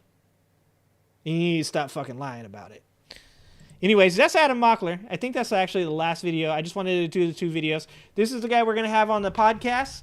Adam Mockler, he seems like a really intelligent young man. I really like the way he talked to that dude. I think the one thing that he does better than me, does better than even like Klepper, is that I think that he really presents a side that is in. I'm not saying Jordan Klepper isn't intelligent. Jordan Klepper is very intelligent, but he supports a side that's very intelligent, and he talks to people in a way that I find very very engaging. Jordan Klepper, I think at this time in his life, just likes to mock the shit out of people. And I'm there for that. I'm also on the same tilt. So anyways, yeah, I like Adam Mockler. We're going to have him on the podcast January 2nd. So actually, I wasn't going to be able to do January 3rd stream, but I did get him to reschedule it January 2nd. We're gonna have the podcast. I'm gonna ask him. I've got 5 questions that I put in the Discord for you guys to look at. See if you guys like those questions. You can suggest different ones. I can see if I can get them to him. We got about a week until this goes down, so I gotta get those questions to him like right now. He has those questions. If I want to change anything, I need to change it now. But we're going to do the podcast. It's not going to be a live stream. I don't like to do the live stream thing just in case like we have technical difficulties or anything like that. I would prefer to get it off stream, let him see everything. The number of times I've said something on stream that could be clipped and used against me. Out of context, of course. But I don't want to do that to some poor young dude that's trying to move up in the world. So we're gonna do it off stream. We're gonna take a look at it, make sure everything's kosher, and then we're gonna upload it to the Education Through Conversation podcast portion of the channel. No Bucket. Exactly. See, that's why Bucket is like, you guys know, like, we'll go through the first half of the fucking podcast, and poor Adam, like, no one will be able to hear him. I'm just over here, just like talking, muted. Yeah, we can't do that to poor Adam, dude. All right. Good thing you're here for this one, Redonk. It's a good thing you're here for this one, Redonk. Oh, look at that. I like messed that up. How do I... Okay, where's my chat at? Chat needs to be... Boom. Bam. Why didn't you guys tell me that the chat was all messed up? Way to go, guys. OBS is not broken again. Don't say mean things. You guys are going to make me mess stuff up. With the strength of sweet, sweet Socrates and the grace of sweet Gandhi and a strong hands and face of sweet Fatty. Dude, Fatty, I'm going to get you to come on the stream. We're going to talk about stuff. You and Redonk. I'm going to have you and Redonk on the stream at the same time. It's going to be the most amazing stream of all time. I keep looking at my screen instead of this screen. I'm the worst streamer of all time. I do good at videos, guys. This is my side gig, okay? White Oakleys? There's a chance. There's a chance. I'm just glad you're here for this one, Redonk. I'm glad you're here for this one. Hey, we're back again, opening up another pack of divorced dads. Here we go. See what he gets. I'm excited. Dad shavings. Oh, yeah. Okay, first of all, eBay. First of all, dad shavings. I have to say, I'm not great at a lot of things. My wife should have left me years ago, okay? First of all. I do a pretty good job of cleaning the sink. Not a great job, not a phenomenal job, but a pretty good job. eBay purchases, not really my thing. eBay purchase. I'm kind of cheap. Ass Groove. Ass Groove. Nice. The throne. You know, Ass Groove and the Throne, they used to be Scratch and Sniff, but they stopped doing that. Oh. Dome of Despair. Okay, I have the one that comes with a little bit of Not hair. anymore. It's like a jersey, but it's a hair. Wall of Pain. He's gotten that one like 3 times. Night Drive. Night Drive. You don't like the Night Drive. Yeah, I don't do the night driving. I'm a night shoehorn. passenger. Okay. I don't need shoehorns. Last I never card. even tie Come my on, shoes. Let's pull the house. Here we go. Here we go, boys. Oh, holographic speed machine. Oh, the there you New go. Balances. Off to the bank. Okay. All right, we're back again, opening up another. And I was well ahead of the game. I had New Balances before New Balances were popular. Just so you guys know, I was that kid that wore New Balances, and everybody was like, "What the fuck are those? What are those?" That's what I got. Okay, guys. All right, where are we at? That's the end of our Adam Mockler for the night, because I don't want to go putting all his videos up on, but you guys should go see Adam Mockler. You should go to his channel. You should like. You should subscribe. He's all over Instagram. He works with Occupy Democrats, so you can see a lot of his stuff on Occupy Democrats as well. Kid's doing bigger things than I'm doing. I'm just over here managing a grocery store. Like, what the fuck am I doing, you know? Like, I'm just trying to talk to Adam Mockler. I'm just trying to be friends, dude. Maybe he can, like, talk to Occupy Democrats for me, or maybe Lincoln Project. Maybe I'll just join up on the right and join the Lincoln Project, because Lincoln Project has a pretty good sense of humor. Ace Frehley. That name sounds familiar. I don't know who Ace Frehley is. Damn right, Redunk. You know why you rock the New Balances? Because you got a job where you stand up all the time and they're comfy, okay? Okay? Just in case you got to run from the cops. Now, that's when I got my Nikes on, Fatty. I wear the Nikes for running. Fatty, you inspired me for this one, buddy. After Fatty's call in to David Pakman, also, Fatty, just so you know, one of the questions that I am asking Mr. Adam Mockler is, how do you reach those Trumpers? How do you reach across the island? How do you do that? Because that was inspired by Fatty, okay? Oh, Kiss. He did look like the dude from Kiss. But you inspired me to both ask that question and also this video here. David Pakman, MAGA color, attempts to take me down. Paul, that's absolutely the way we do it. Let's go first to Zeus from Iowa, who says he is a Trump supporter. Zeus, welcome to the program. What's on your mind today? Okay, hold on. First off, guys, is Zeus his real name? Is Zeus his real name? I'm going with no. I think that's a fake name. No way. Zeus in Iowa? I don't know. Maybe. If it's from Iowa, I'm thinking more like Jeff. Maybe like Josh. No, Josh is kind of like more northwest.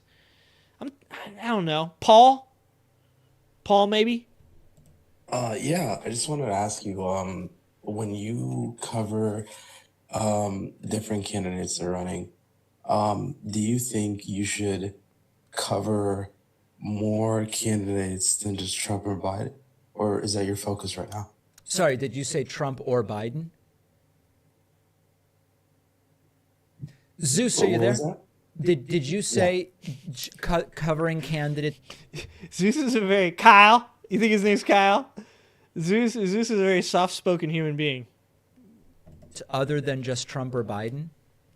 yeah, kind of just, give other people more coverage on their positions. Yeah, so, I mean, listen, here's the deal. As far as the Democratic side, when Robert F. Kennedy Jr. announced he was running, we covered it, and we covered his subsequent policy positions and interviews. When Marianne Williamson announced that she was running, we covered that she was running. Same with Dean Phillips, same with Cenk Uygur. When RFK switched from being a Democratic contender to independent, we covered that. We are covering the Republican primary more extensively because there is like a real primary. On the Democratic side, you have an incumbent president who's running for re-election. So on the Republican side, we've covered every debate live. We've interviewed some of the candidates, Vivek Ramaswamy. Yeah, I was going to say. We regularly cover all of the candidates running on the Republican side. So that, we're kind of making a judgment based on what are the dynamics within these primaries, how much coverage. Yeah, for my Pac-Man watchers, David, he covers a lot of different people. I don't think David Pac-Man only covers Biden and Trump. In fact, I would say I see more stuff about other candidates than I do see about Biden or Trump. A real contested primary versus an incumbent's running for re-election, and we're kind of just, trying to fine-tune where we land on it. It's a strange question. Fair enough. All right, that's it. Thank you, David. And so why are you supporting Trump? I'm curious. Oh, that's a really good question. So I believe that Trump has a stronger projection of power on foreign policy. Like with which countries? Well, sure, let's give the example. Let's start off with Iran. When he basically put sanctions on them. And in 2022, Biden removed the sanctions. Okay, and then what were the effects of the sanctions Trump put on Iran? Well, the sanctions really weren't that influential. It was more so a position. So then why do you like it? What was that? Well, you said you like Trump because he's stronger on foreign policy in relation to other countries. You said you like that he put sanctions on Iran, but then you said the sanctions didn't do anything. So then why do you like that? Well, the sanctions are more so a point on what's going to happen, right, in the future. Because if you remove sanctions from certain countries, it shows we're de-escalating the situation. We're having a different foreign isn't policy. That good? Yeah, isn't de-escalating what we're supposed to be doing? Depends on the country. But you said the problem with removing sanctions is you're de-escalating. You said as if that's a bad thing. I think with Iran, specifically considering they support Hamas and other terrorist organizations, I don't think we should de-escalate with those actors specifically. You think from an escalation? You should escalate. You should escalate that? Yeah, I think it's going to force Iran to be more, I guess you could say, careful, if that's the word you're looking for. Okay. Why would they be more careful? How about other than Iran? What other countries? Oh, that's a good question. Another country I can give the example is, I would say Russia. And it's a tricky one, right? Because this one's a little bit more nuanced. So we were basically having a oil war, price war, in 2020. And the Trump administration was able to convince the Saudis to basically fight against Russia when it came to that oil war. So our relationship, although not great, but better under Trump. Wait. Oh my God. All right. Sorry. This guy's like, he's so slow. I'm 100% not a fan of Iran and Iran's policy, specifically on women. If you guys want to watch a crazy documentary on Vice going into Iran, that was, oh my God, it's crazy. But to say that de-escalating the situation with Iran is a bad thing just doesn't make any sense at all. Whether it's North Korea or Russia or China or whoever, we generally want the situation to de-escalate. We don't want them to get more and more radicalized. And now we're going to talk about Russia? With Saudi Arabia, kind of allowed us to maneuver. Yeah, we'll never open a can of whoop-ass. We don't do that. Now that's not the way the world works anymore. Worst relationship with the Saudis, they're not really listening to him. They're doing OPEC Plus. What? They're doing all these oil deals with the. But hold on a second, Zeus. Hold on a second. You're all over the place. Yes, that's what I'm saying. You said that you like the way that Trump handled the Russia relationship when it comes to oil, but then you said, and now under Biden, the oil relationship. Yeah, because Trump did a huge deal with the Saudis. Didn't he have like billions of dollars that went to fucking Jared Kushner or some shit like that? What the fuck? See, this is what I'm saying. Back-to-back World War winners. Goddamn right. Is worse with the Saudis, but you're comparing Trump's relationship with Russia to Biden's with the Saudis, right? Does that make sense?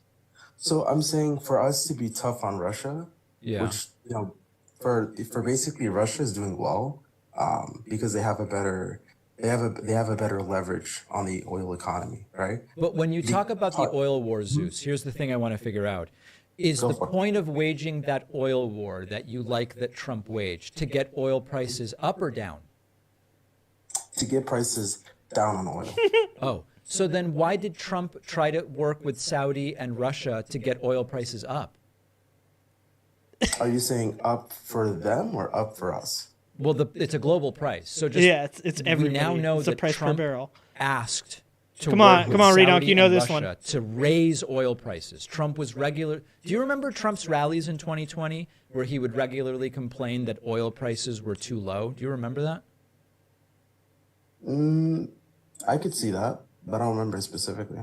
But so you said that Trump waged an oil war to get prices low, but he was trying to get Russia and Saudi to raise oil prices. Isn't that the opposite of what you said he was doing? So what I recall was he was trying to raise oil prices for Russia to basically have a disadvantage for their oil prices to be high. But you just told me that, but it's a global price. You know the price of oil is global, it's right? global. Yeah, it's price per barrel. Yeah, it's a global price, but it depends. But you just said you so like that Trump just worked for to Russia. lower it, but now you're defending Trump working to raise it. That sounds weird to me. No, I'm saying for the Russians. So from my It understanding, just doesn't work that way, though. All right, Zeus from Iowa, thank you. A little bit of an insight there. Make of it what you will. Holy shit. One of our sponsors today is Manscaped. Okay. All right. See, this is what I'm saying. Like, you don't have to have an opinion on everything. I don't have to have an opinion on that. I'm mildly confused by the fact that he's saying that he had such a great fucking, partnership with Russia, but he was doing all those deals with fucking Saudi Arabia. Wasn't he doing it? Like, this is what I'm saying. You don't have to have an opinion on everything. I don't need to have an opinion on this. That dude doesn't need to have an opinion on this. Just pick some other shit, bro. Like, focus. Find the thing that you find to be the most important thing. Concentrate on that.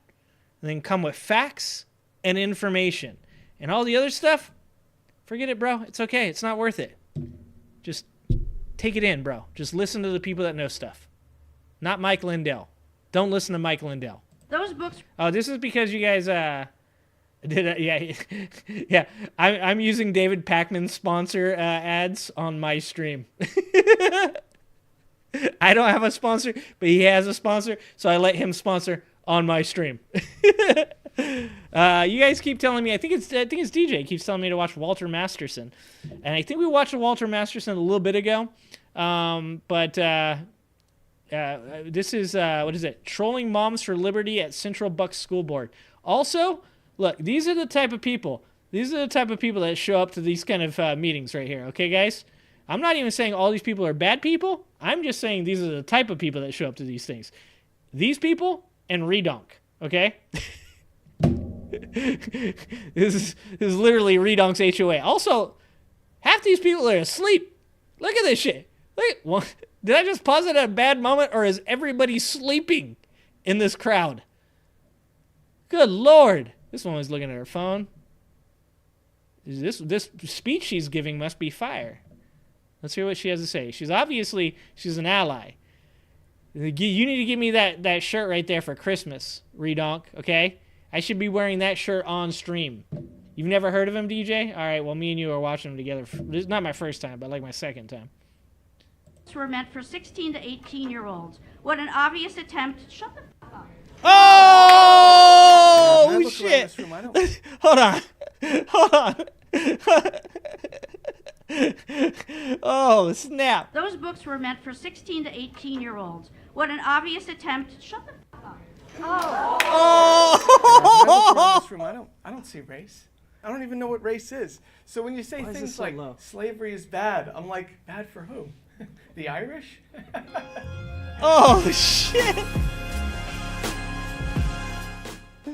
Where's the comedian? Right next to you. Oh, you're gonna come make fun of parents tonight. That's fun. Thank you. You'll be making fun of me. I appreciate that. Thank you. Yeah, it's very classic. We need my school district to help your career. What? Yes. Yes. Absolutely. Yeah, that's why he's taking videos of the prayers so he let's can make look. fun of the religious people. Oh, It's very that's Are they nice. praying? Oh. We don't. Yeah. Let's freedom of speech. It sure is. Yeah, sure. You know, You establishment gotta come clause. from New York to make fun of parents. Oh, they're from New York. That's nice. Because you're here to make fun of parents, right, in Central Bucks School District. Do you mind if I take your pictures when announced that the New York comedians here? You can do that. What the fuck is this? Let's do that as one post together. We have a politician here campaigning for a commissioner seat and a comedian from New York, all at Central Bucks School District tonight. I know. No, he's the comedian. He's just here to make fun of parents. Dude, she is fucking not happy. Walter. Walter. God damn it, Walter. Use it as like a joke. It's like funny.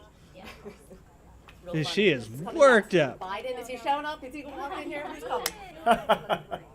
You like that one? Who's the real That's good. I comedian? like a comedian too. Yeah, see? Who's the real comedian? Lie and try to convince you That's of a Moms for book ban Liberty and lady. that their rival candidates do not support LGBTQ students simply because they do not support allowing sexually explicit material within our schools. There is no book ban. There never has been. There is a common sense policy allowing the removal of inappropriate sexually explicit material. It's not a ban. You guys shouldn't look at it as like a ban. It's more like we don't allow you to bring the book to the place where they would get the books from. It's not really a ban. It's like a advisement that involves you not being able to get the book. What the fuck? Materials from our schools. There is no book ban. There never has been. There is a common sense policy allowing the removal of inappropriate sexually explicit material. There is no book ban. There never has been. Oh yeah, the threesome lady DJ. Sexually explicit materials from our schools. That is it. Voters need to ask why these candidates are so hell-bent on providing sexually explicit materials to minor children. Okay, so that's what the lady was saying. It's not... I love how the way they use minors in this way because they know everybody's going to think that they're like showing these books to like 10 and 12-year-olds. And these are books that are generally in libraries that are like for like LGBT people that have questions that can't go to their goddamn parents because their parents are a bunch of backward-ass idiots. So anyways, they have to go to the library, all right? And they get books, and these books are in some ways graphic, but they're not for 10 and 12-year-old kids. They're generally grown-ass children that, yeah, guess what? If your kid's 16 to 18 years old, your kid's seen a lot worse shit. I fucking guarantee it. Dude, I grew up before the internet, and I saw all the nudity. All of it by the time I was like 14. I saw B-hole, A-hole, C-hole, D-hole, all of them. All the holes. Saw all of them. I guarantee you, your kid has seen a lot more in this day and age at the age of 16 to 18. What are you protecting them from? Within our schools, and why this is the lifeblood of their campaign. Why do they believe graphic images of men giving another man a blowjob is so critical to the education of our children? But that's what these Democrat school board candidates think. They had a security guard try to kick me out of the meeting for not wearing a mask, which I had a mask on. They had a security guard I did have one. follow me around the building, and I wanted to know who runs the county Twitter account. Nobody would answer me. Bob Harvey wouldn't answer me. So I went up. They have an information window that you can get information from. And they sent a security officer to follow me around to tell me to leave. Okay, I'm sorry. If Karen's still watching my stream, Karen, I'm going to make a Karen joke. That woman is a Karen. Like, if you wanted a prime example of what a Karen was, that's a Karen right there. Holy shit. Biological sex is an immutable characteristic, which includes inherent advantages or disadvantages in athletics, and they cannot be erased by hormone-suppressing drugs. Males and females are different. Those who deny this are putting the safety of female athletes at risk. Walter? Yes. Here we go. I'm here today to talk about these woke schools that are failing to educate our children. Why aren't we teaching our kids science and math? Is it because we can't pay for science and math teachers after the school superintendent voted to give himself a 40% raise? No! Is it because Moms for Liberty is actively campaigning for school board seats, targeting teachers they don't like? No! Is it because the district is being sued by its own teachers over equal pay? No. The real reason kids aren't learning is socialism. When I was in elementary school, I had a teacher who would reward his favorite. Look at them, they're getting so mad. On camping trips. Sometimes I was such a good student that it would just be me on that camping trip. But now, because of gender ideology, that same teacher isn't allowed within 500 feet of the school. And the police took away his van and confiscated his guns. When I look around this room, I don't see race. I don't even know what race is. So when you say things like slavery is bad, I'm like, bad for who? The Irish?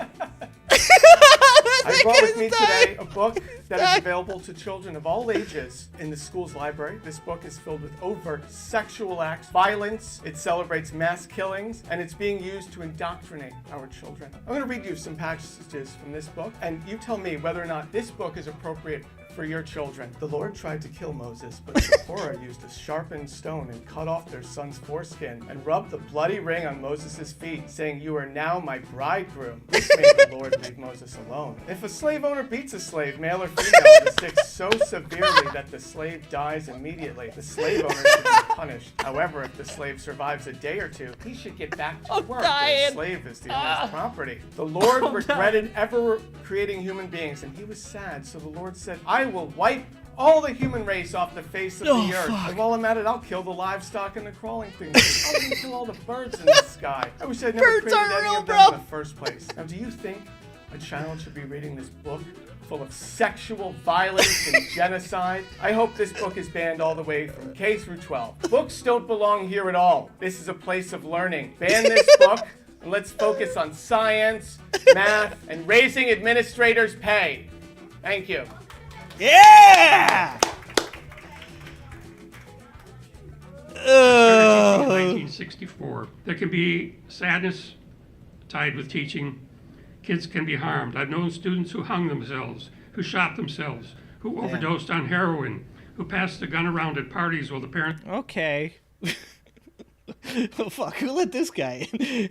This is actually talking about real shit. Fuck, now I'm sad. God damn, is a very well made video to drop that emotional roller coaster right there. Okay, because Walter spent time making this video. We're gonna watch this, but I was just laughing really hard, Walter. All right, and now you're trying to drop morals on me. Okay, I had already gotten the moral first of all.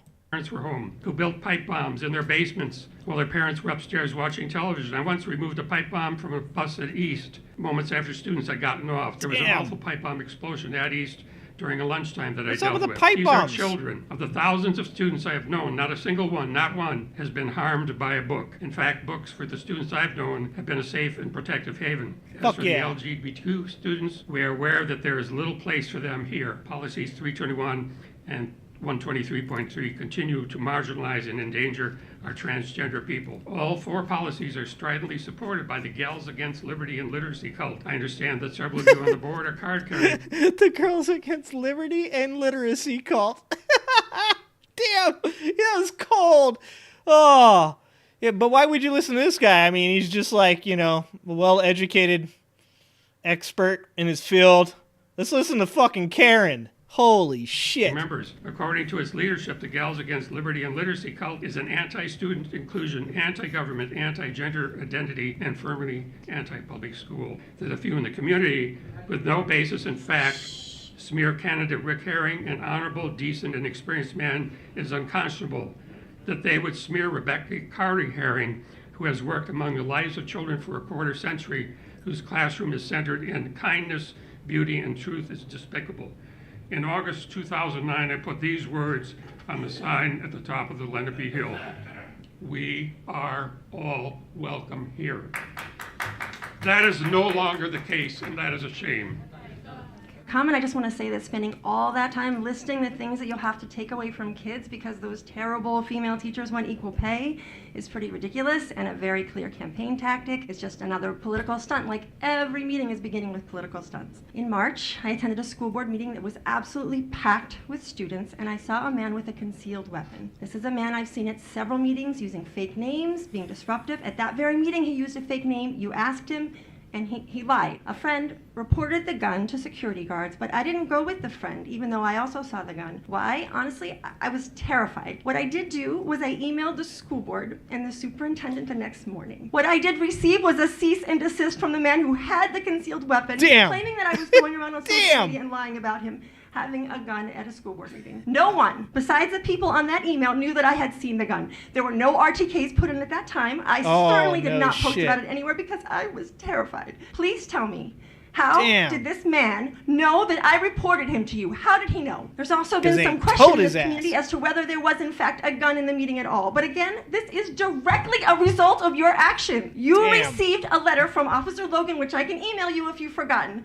the very next day confirming that the man did indeed have a firearm and that Officer Logan deemed the incident to be criminal in nature. We receive emails from Mrs. Hunter and Dr. Lukaba about all sorts of nonsense, and yet you didn't think a man with an unlawful concealed weapon in a room full of students was noticeworthy. You didn't think you needed to tell the community about this. So why am I speaking about this now, months after this incident occurred? Because like many people who have been subject to intimidation, I tried being quiet and it didn't work. The email that I wrote to you informing you of the incident and asking you to please keep our community safe is being circulated all over social media. Let's not pretend Central Bucks isn't losing teachers because we all know someone who has failed prior to retirement. This school is fucked. Dude, that's the problem, too. Like I said, we were talking about that young kid, and he's like, yeah, the right is trying to reach young kids, too, but what they really just do is they just take all the money, and then they just use it to make themselves famous, and, yeah, they don't reach any of the kids. Yeah, these are your people. These are your people, and you keep voting for them over and over again, and they keep fucking shit up, and you don't learn, like, ever. Anyways, yeah, that's actually very poignant. That was very well done. 280 Ks. Am I subscribed? I am subscribed. Look at that. Wow. All right. I had to pull this one up. Of course I did. Because I just made the video about Joe Rogan. And just so you guys know, that the person that was on the Joe Rogan podcast when he said that dumb shit was Bo Nickel. Bo Nickel is a great fighter. He's a great up-and-coming fighter. I'm a big MMA fan myself. But Bo Nickel needs to shut the fuck up when he's talking about politics. They don't realize. That there's a bunch of really, really ignorant people out there that are listening to the things they say, that'll follow the shit they say. You know, Bo Nickel, he has the right to his opinion. Bo Nickel can say whatever dumb shit he wants to say. That's fine. But when you're on a platform that gets hundreds of millions of views, you have to take some accountability for the fact that people listen to the shit you say. I've loved Joe Rogan for a long time. I've enjoyed Joe Rogan's podcast for a long time. I've even went to see Joe Rogan live.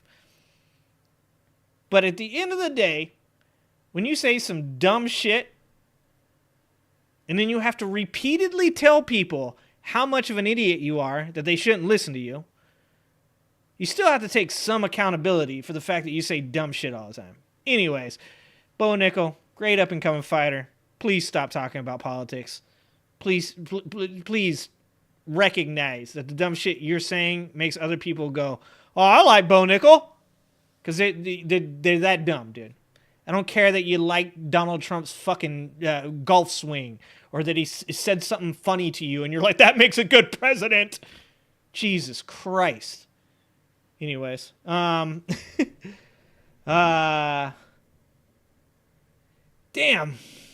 fatty. Yeah, you've told me that before, man. And that's real shit, dude. That's real shit. People got to be honest with themselves. Don't act like this shit doesn't happen. That shit happens. During fourth period, even. Holy craziness. What's happening, Carolyn? Yeah. Bo's a ginger too. That makes me even angrier that Bo Nickel is making all our ginger people look that much worse. But a man who isn't making our ginger people look that much worse is Jesse Dollimore. And Jesse Dollimore is talking about my favorite dumbass MMA fighter, and that is Colby, I'm a fake-ass wannabe politician, Covington. His only hope to ever have any relevance in MMA at all, a man who squandered MMA ability, has squandered any attempt he might have had to actually be a champion, lost twice to Kamaru Usman, got his ass whooped just the other day by Leon Edwards, and then, just like the good Trumper he is, he claimed the reason he lost is because he's a Trumper. It's you can't make this shit up. Anyways, Jesse Dollimore wants to talk about Colby Covington, and I'm here for it, because Colby Covington is the biggest piece of shit in MMA. 100%. Daily, and I'm Jesse Dollimore. Before I get started, I want to promote the appearance of my podcast co-host and wife, the amazingly Good job, talented Brittany Page. I'm here for you. Co-hosting, not co-hosting, she is guest hosting for David Pakman today and yesterday. And What? It is How'd I get that job? an amazing job. So, one, go subscribe to her channel, but also go check out her. I don't want to call it a performance because she's certainly not performing, but it's a good time. I will be there tomorrow, by the way, as I forget to promote myself. I'll be doing that. Let's talk about this clip that circulated on Twitter today. It was Colby Covington, who is an MMA fighter, I guess, who has made a name for Not himself really. as being He mostly just MAGA talks guy, trash. unapologetically so. And I kind of What the hell, hesitated on fatty? whether I need that job. wanted to talk about this because I've seen brief clips of fights. I'm not a UFC guy, but I've seen brief clips of fights and certainly a lot of photos of his head just getting brutally decimated by another man's fists. So I don't want to call into question his intelligence for fear that maybe it would be like an ableist smear on my part. That maybe he's had his head crushed so many times that he can't formulate logic. Now I got you, Jesse. Colby Covington is a moron that most likely has CTE, that will never be a champion because he's not good enough. The only thing he's ever done was become an interim champion, which we all know isn't actually a champion. Okay. And he has used bullshit rhetoric and absolute moronic appeal to get himself to a point where he can bring people into the stands. But other than that, he's gotten his ass whooped by Kamaru Usman for talking shit. Got his ass whooped by Leon Edwards for talking shit. And he got his ass punched in the mouth by another Trump supporter. Good God. They're all over the place in UFC. CTE and being a Trump supporter go together like peanut butter and jelly. Okay, Jorge Masvidal punched his ass in the mouth because Jorge Masvidal, though he may be a Trump supporter, is actually a real fucking dude, and he will find you and punch you in the face while you're at a restaurant. Colby Covington. And what did Colby Covington do? He called the cops. That's what he did. Because he's a fake. Well, ultimately, obviously, I'm here, so I decided against that that train of thought. Because it seems he's always Russell did get benched, Artie. Dipshit that he has outed himself to be. How you gonna be on the Broncos and get benched? He's on with Eric Bowling, the man who was fired from Fox News for texting dick pics to unsuspecting and non-consenting individuals within the Fox News Corporation. Been there, dudes. Now he's been hired by Newsmax or Real America Voice or Newsmax. whatever other nonsense conservative. All connected, Bucket. Idiots out there. And I want to play, there's two clips here. And they are, trust me on this, stick with me on this, stick around. They are bananas. The first one really is a dark glimpse into the mind of a conspiratorial thinking. Someone who believes they have everything figured out. Of course. Even though they speak in generalities. Yep, bullies with love nebulous bullies. language Exactly, and Carolyn. terms like they are doing this. Really painting a picture of the NFL pulling the strings to control everything because of their bad ratings, up to and including the romantic relationship between billionaire Taylor Swift and Travis Kelce. Kelce. So let's start with this, and then the next one, it really goes off the rails. Not everybody has the ability to speak in stream of consciousness like Donald Trump. Nope. No. Kobe does his best, but really falls right on his broken face. First, watch him talk about what's ironic, even though what he describes is in no way irony. The double vaccine commercial going around. So, oh Jesus he sold Christ! His soul out to the Pfizer, to the pharmaceutical gods. Yeah, it's disgusting. It's despicable what Travis Kelce has done. How ironic that NFL is going through some of the worst ratings they've ever had in history, and then all of a sudden they're going to get one of the most famous people on the earth that's going to start having a fake relationship. Jesus Christ, I hate the way Colby Covington talks too. Like everything about this dude is so fucking cringe. Colby Covington, the greatest point in America's history may be when Kamaru Usman whooped Colby Covington's ass. It may be. Despite all the amazing things that have happened in America, that might have been the greatest time in America of all time. One of their players, and then they're putting that same player in a position to be an advocate for a double shot. I'm against vaccines, but I'm pro-choice, so I think. I wish Colby Covington's mom would have been pro-choice. You should be able to decide what you want to do with what's healthy for your body. It's just irresponsible by Travis Kelce. You know, it's no mistake that he's Shut the fuck up. Career stats that he's ever had right now, because all the negative cloud, the dark cloud surrounding him, he sold his soul to the devil, and it's sad to see. Travis Kelce is nothing more than a shill, and he's going downhill fast. Travis Kelce has about 50 times the amount of money Colby Covington has. Travis Kelce has a billionaire girlfriend. Travis Kelce has 2 Super Bowl rings, or does he have 3? He has 2 Super Bowl rings. Travis Kelce is successful. Travis Kelce has an amazing life, and Colby Covington's about to be a used car salesman. That's what's going on right here. Colby Covington wants to be a Florida governor so bad that he will jerk off whoever this random Newsmax dude is, in the hopes that one day, just one day, Daddy Trump will go on TV, hopefully from prison, and say you should vote for Colby Covington. Colby Covington is a sad, sad dude. Go woke, go broke. What's happening, Tamara? Colby.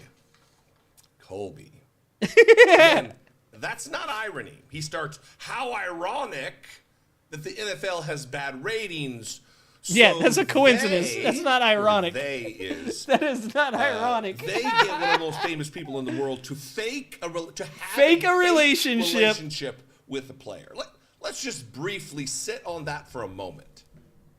Okay, hopefully my wife isn't on stream right now, but I wonder if anybody could possibly, I mean, she might be down with this. If somebody could get a hold of somebody that could ironically get me into a relationship with a billionaire lady, I'd take a dude. It doesn't matter.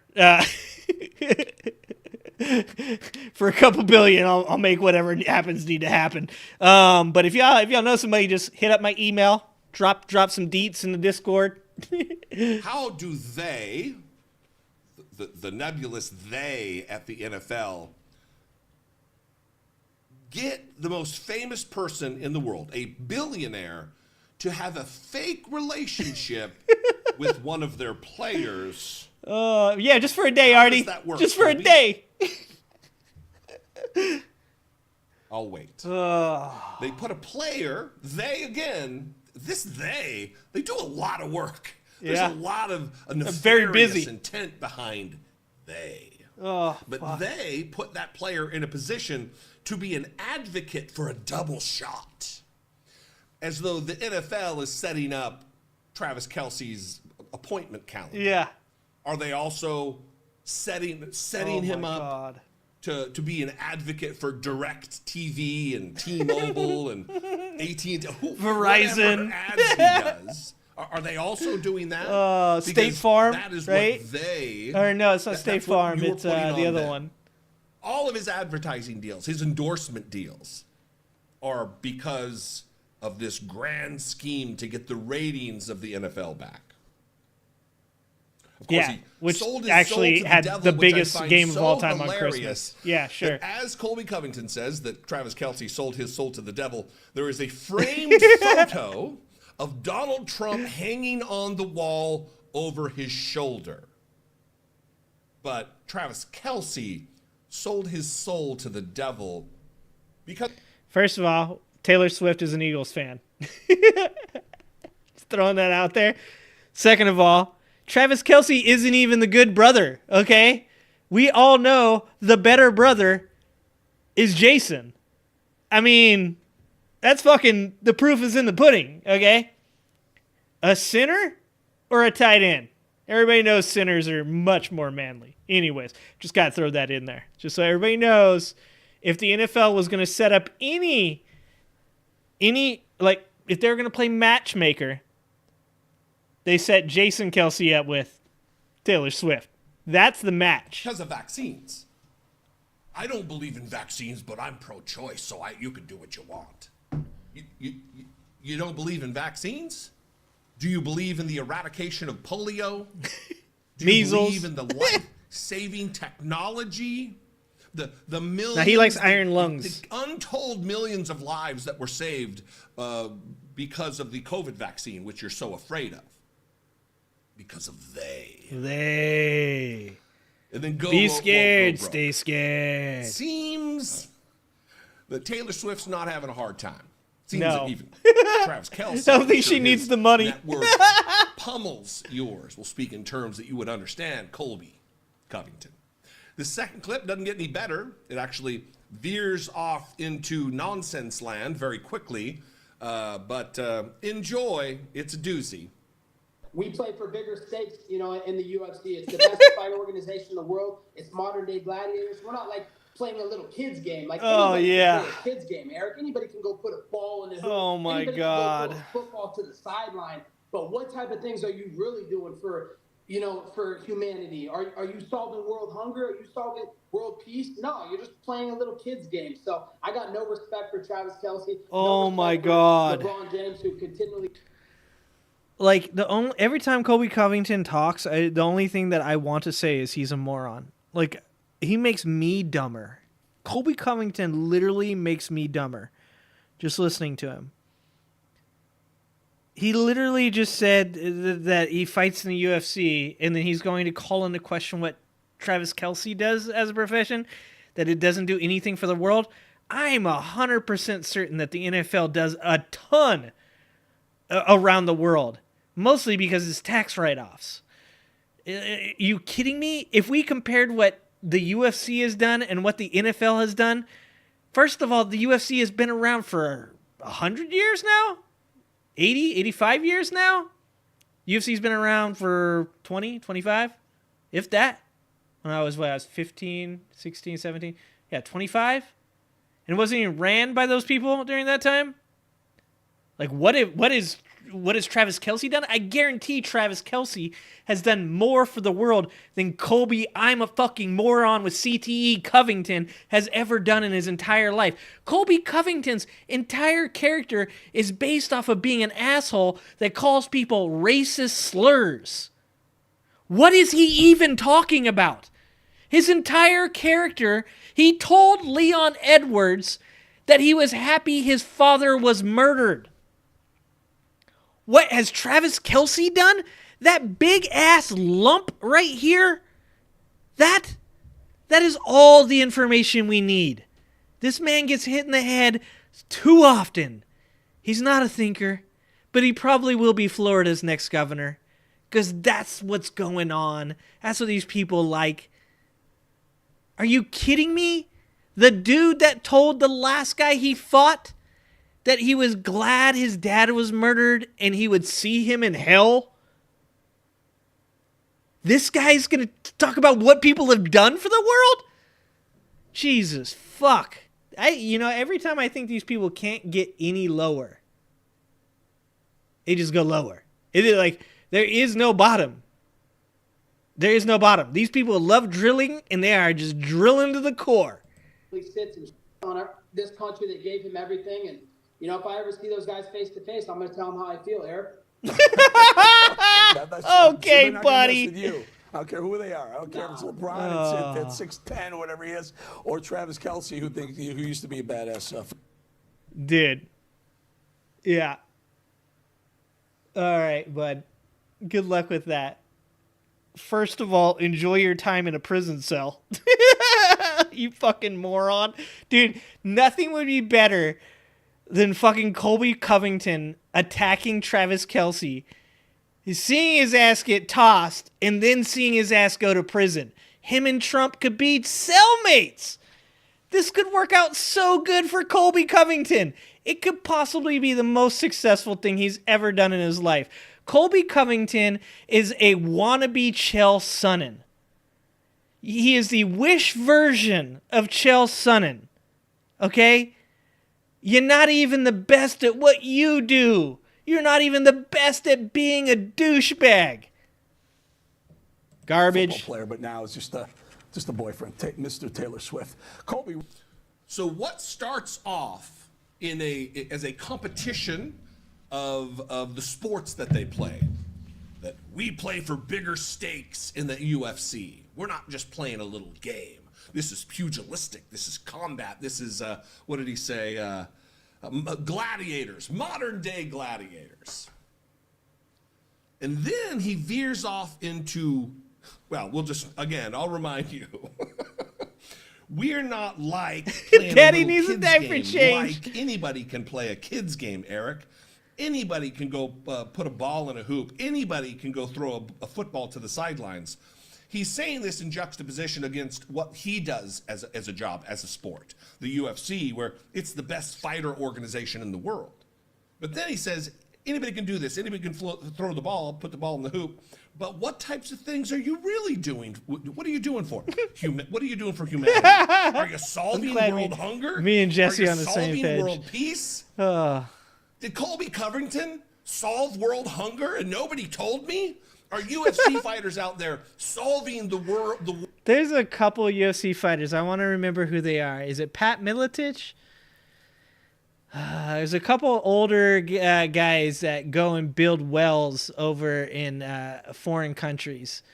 Those dudes, there's plenty of good dudes in the UFC that do good things for the world. There's plenty of good dudes in the NFL that do good things for the world. Colby Covington isn't one of them. Colby Covington is a garbage human being. Colby Covington is trying to stay relevant. He got his ass handed to him by Leon Edwards like 2 weeks ago. So you got to understand, this man just got punched in the head like 76 times like 2 weeks ago. He's still probably got a concussion right now, okay? He's probably had so many concussions in his life that he's never recovered from these things. I feel bad for Colby Covington because he's not relevant. He'll never be relevant. He'll never have achieved the success that any of the great fighters in the UFC have ever achieved. And now he just wants to be relevant. And he wants to be the governor of Florida so bad that he's going to go on Newsmax. I actually feel really bad for him, but not bad enough for him that I actually give two shits about it. I hope that Colby Covington runs for governor, and I hope he loses to Ron DeSantis. Nothing will be more emasculating than losing to a guy that wears heels, bro. Oh. They don't, the GOP hates football now, Tamara. Republicans, Colin Kaepernick ruined football for all conservatives for all time by kneeling. A black dude kneeling instead of doing what he was told really ruined it for white conservatives. It's not as good as it used to be anyways. They're just like everything else nowadays. They have a million reasons for why they don't like football anymore. And look, I'm not saying NFL is filled with people that anybody should love and respect. I think the domestic violence rate in fucking the NFL is at least as high as it is in police precincts. That's not a joke. I think that's actually true. Probably the two highest frequencies of domestic violence is probably police officer, NFL football player. I might not be wrong about that. Somebody Google that. But look, they're not. The NFL isn't exactly some kind of bastion of light and great things. But that's not why conservatives don't like football. Conservatives don't like football because a black dude kneeled. Which, by the way, he was advised to do the kneeling by a Navy SEAL, okay? Because he was sitting on a bench, and the Navy SEAL was like, that's disrespectful. You could kneel, and that shows that this is what we do for our fallen comrades. And he did that, and it just made the fucking... Didn't Mike Pence get up and leave during a Colts game because of that shit? Oh, go fuck yourself. Like, oh, come on, fucking Mike Pence. Dude, no one cares, Mike Pence. Anyways, yeah, like... I don't even think conservatives even watch football anymore, so does it even matter? I don't think it does. This one's a little bit too long. We've only got like 20, 30 minutes. I can make another 20, 30. But this looked really good. So if you guys get a chance to check this out, Peachtree is the one who suggested this. It's the film the Trump organization tried to suppress. You've Been Trump Too. Journeyman Pictures. It looked like it was pretty good. Something about Scottish government, huh? Okay. The Scottish government would allow Trump, a foreigner, to come to the country and treat their own citizens in this manner. Okay, this does look really interesting. Apparently it's about something that he did in Scotland. So anyways, you guys should check that out for sure. Mother said it was bedtime. Mother called him and said, you better not let that black man kneel on the field like that. You don't let him treat us like that, Mikey. You come home right now. And he got up and he left. Look, Kaepernick wasn't even a good quarterback. All these people are like, I'm always the middle ground person, right? Like people are like, Kaepernick deserves to have a job. No, Kaepernick sucks. I mean, he's better than 87% of America at football, but unfortunately he's not in the... He's like a backup quarterback. I would say he deserves a backup quarterback job for sure, but probably on Denver, right behind Russell Wilson. But he was never a great quarterback. He had like a year or two. Let me just explain to you guys some NFL history for you guys as an NFL fan. See, sit down. Everybody sit down. Have a drink, okay? Back in my day, okay, there was a quarterback named RG3, and there was a quarterback named Kaepernick. And when they first came into the league, they took the league by storm. And they took the league by storm because of something called an RPO. That's a run-pass option, okay? And during their time, what they did was they'd put the ball in the stomach of the running back and then pull it out the last second. Good pullout game, very important. Good pullout game, exceptional pullout game, very important. Okay? Both Kaepernick and RG3, great pullout game. They give the ball to the running back, but then they jerk it out the last second. And the defensive player wasn't allowed to hit the quarterback at that time. Because if they did, that would be a penalty if he had given the ball to the running back and didn't keep it himself. This was very confusing for defenses. Defenses couldn't do anything about it. Kaepernick and RG3 ran wild for like 1.5 seasons. After that, the NFL decided to change that rule. They decided you could hit the quarterback whether or not he had the football. And after that, Kaepernick got smashed over and over again, and so did RG3, and that's the end of our story. Kaepernick, at that point, became not a very good quarterback. RG3, also not a very good quarterback after that rule change. And now you have people like Jalen Hurts who know that they might get hit when they hold on to the ball or they don't hold on to the ball, and they're okay with that. But that had nothing to do with why he's been excluded from the NFL. Instead, it's mostly because a bunch of people got really fucking upset and said they'll never watch football again because there's a black dude who kneeled. And that's kind of sad. So, anyways, that's how I feel about that. I ran across it but didn't check it out. I will now. Good job, Carolyn. Damn right he did. Damn right. That fucking Seahawks defense during those years, the Legion of Boom. Oh, my God. I love me some good defense. I'll tell you what. DJ knows I was telling him about. I'm in 2 fantasy football championships because of those Ravens, man. Those Ravens exposed those 49ers on Monday night. That defense was nasty. And I was wondering if you wanted to go to the next step. A little bit of history on this video. So those of you who have watched this stream with me for a long time know about the Christian side hug. Peachtree wanted to give me some examples of the Christian side hug. Of courtship with me. Yes. I didn't know I had something to signify that. So I figured you'd put it on your right hand. Yes. Your ring finger. But Oh, this isn't awkward at all. Oh, this is... Oh, hey, thanks. Oh, side hug. Means we can hug. Oh, shit, New son. thing, right? Oh, my God. Oh, Jesus Christ. Yeah, until 2009, they didn't come out of the locker room. Yeah, something like that. I think it might have been... Was it earlier than that? Yeah. It's just all fucking theater. It's all theater. Holy Christ. This is the fucking most awkward thing. You wonder why people are fucked up. Human beings do it to other human beings. I can't believe it. So exciting. Yeah. And it is a short trip. Like, maybe we do need more time to get to know each other. And so, This at poor this girl. point, like, I'm still okay either way. Like, whether we're courting or not courting by the end of the trip is... What the hell? More kissing from here on out. There we go. Good. And you guys can guess. Here we go. 1, 2, 3.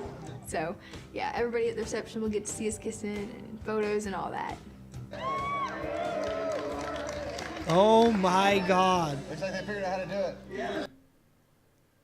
This weird motherfucker right here. I don't know anything about the Duggars, but I'm pretty sure one of them went to prison for a while. Was it this one? Was it this one right here? Because I'm betting money. Look at this lady. Wow. Like, I talk about Trump support. Well, we might have some Venn diagram crossover right here. Okay, and is that Jay Cutler? That might be Jay Cutler. We're making all kinds of football jokes tonight. Dude, what is going... This kid never should wear a bow tie again in his life. Don't wear a bow tie, bro. You don't have to look for it. This guy, he made the right choice. If he would have wore a bow tie, he would have been even creepier. I'm gonna need a lesson. Here's how you do it, man. What the fuck? Buff them. What in the... You stab it. Is that what you do? Make sure it's dead? Yeah. And what's the Chicken sauce? meat. This is just normal sauce. Just You don't really know. curry, seasonings. Wow. Lots of seasonings here. And How was the deal? Pretty good? What kind? Bristling, huh? yeah, there might be bones in it too, but it's not supposed to be. You don't think they grind up the intestines of that? This is literally like what people talk about when they say white people think mayonnaise is spicy. This is literally it right here. These are the people that fuck it over for all of us right here. God damn it. Not this meat. I don't think so. I just don't ask questions. I think I may become vegetarian after this. I was excited Ah, to Bob, try. that's funny. Several months, Joseph has been working out every day. Oh, hell yeah, Because Joseph. He's learned a lot of physical fitness exercises, and so we've asked him to help us He just learned what a girl was, and he was like, I better start working out. learn how to get in shape. Normally it's like I go to my dad or Josh for advice, but it's kind of neat that they come to me for advice this time. Think you can teach us a few things? I think I can teach you a little bit. Oh, dude, look at Joe Bob. An old guy. Oh, Joe Bob. This is my first time to step foot into a gym with the purpose of actually working out. I don't know how my dad and Josh will do. Has he stepped into a gym without wanting to work out? Why would you go to a gym if you're not going to work out? Oh, it just gets creepier and creepier. Look at these two. What is going on with this family? Okay. All right. That's enough of that. This shit's going to break my brain. Okay, this one I wanted to watch because this one actually is kind of important. And we don't watch Sam Cedar ever. Back in the 90s? Yeah, DJ, it was so long ago. Back when History Channel wasn't just all ancient aliens and fucking ice road truckers and gold miners, dude. Oh, God. Remember when they'd like play like history documentaries on like the Civil War and stuff? Oh, that was the good old days. Less than a month out from January 6th, there'll be a lot of like looking back on January 6s. Fascinating story. This is one of the most interesting stories about that. I think like the reason why I put this the talk about this story because it is the most explicit, simplistic example of putting to lie the idea that there wasn't some plan afoot in terms of the presidency and storming the Capitol. Right? Because some of the sirens in the background. That it was. Are they in a bad neighborhood or something? The president, the former president, Trump has said this. There was a rally, and people just happened to march without planning down to the Capitol. What is going on at Sam Cedar's studio? And there has been on Monday the Inspector General of the Interior Department released a 47-page report. They're in charge of the permitting process for the rally that took place that Donald Trump addressed. And the rally was applied for by Women for America First, which, that lady, because holy it's a conservative Jesus, organization, is actually run by women. A woman, What? yeah. I know that's shocking. That is shocking. Fashy too. Well, but my point is that No, I'm aware. I have debated I'm aware, yes. head of Concerned Women of America, and his Minute name 8. I can't remember, All but right. it was a he. Is Sam Cedar and Emma going to talk for like half an hour? They do that. Where are we at here? Oh, here we go. Yeah, we'll give them 20 seconds. Johnson, the second dumbest senator in the Senate, only because of Tommy Tuberville's Tuberville. about the fake electors and his involvement in all of that, because he was supposed I to be, know a like, lot about the working fake with vice electors now. president. And he said Democrats have done that many times Oh, before. yeah, And she yeah, said, yeah, "When?" And he said, well, check the books. And she's like, what book?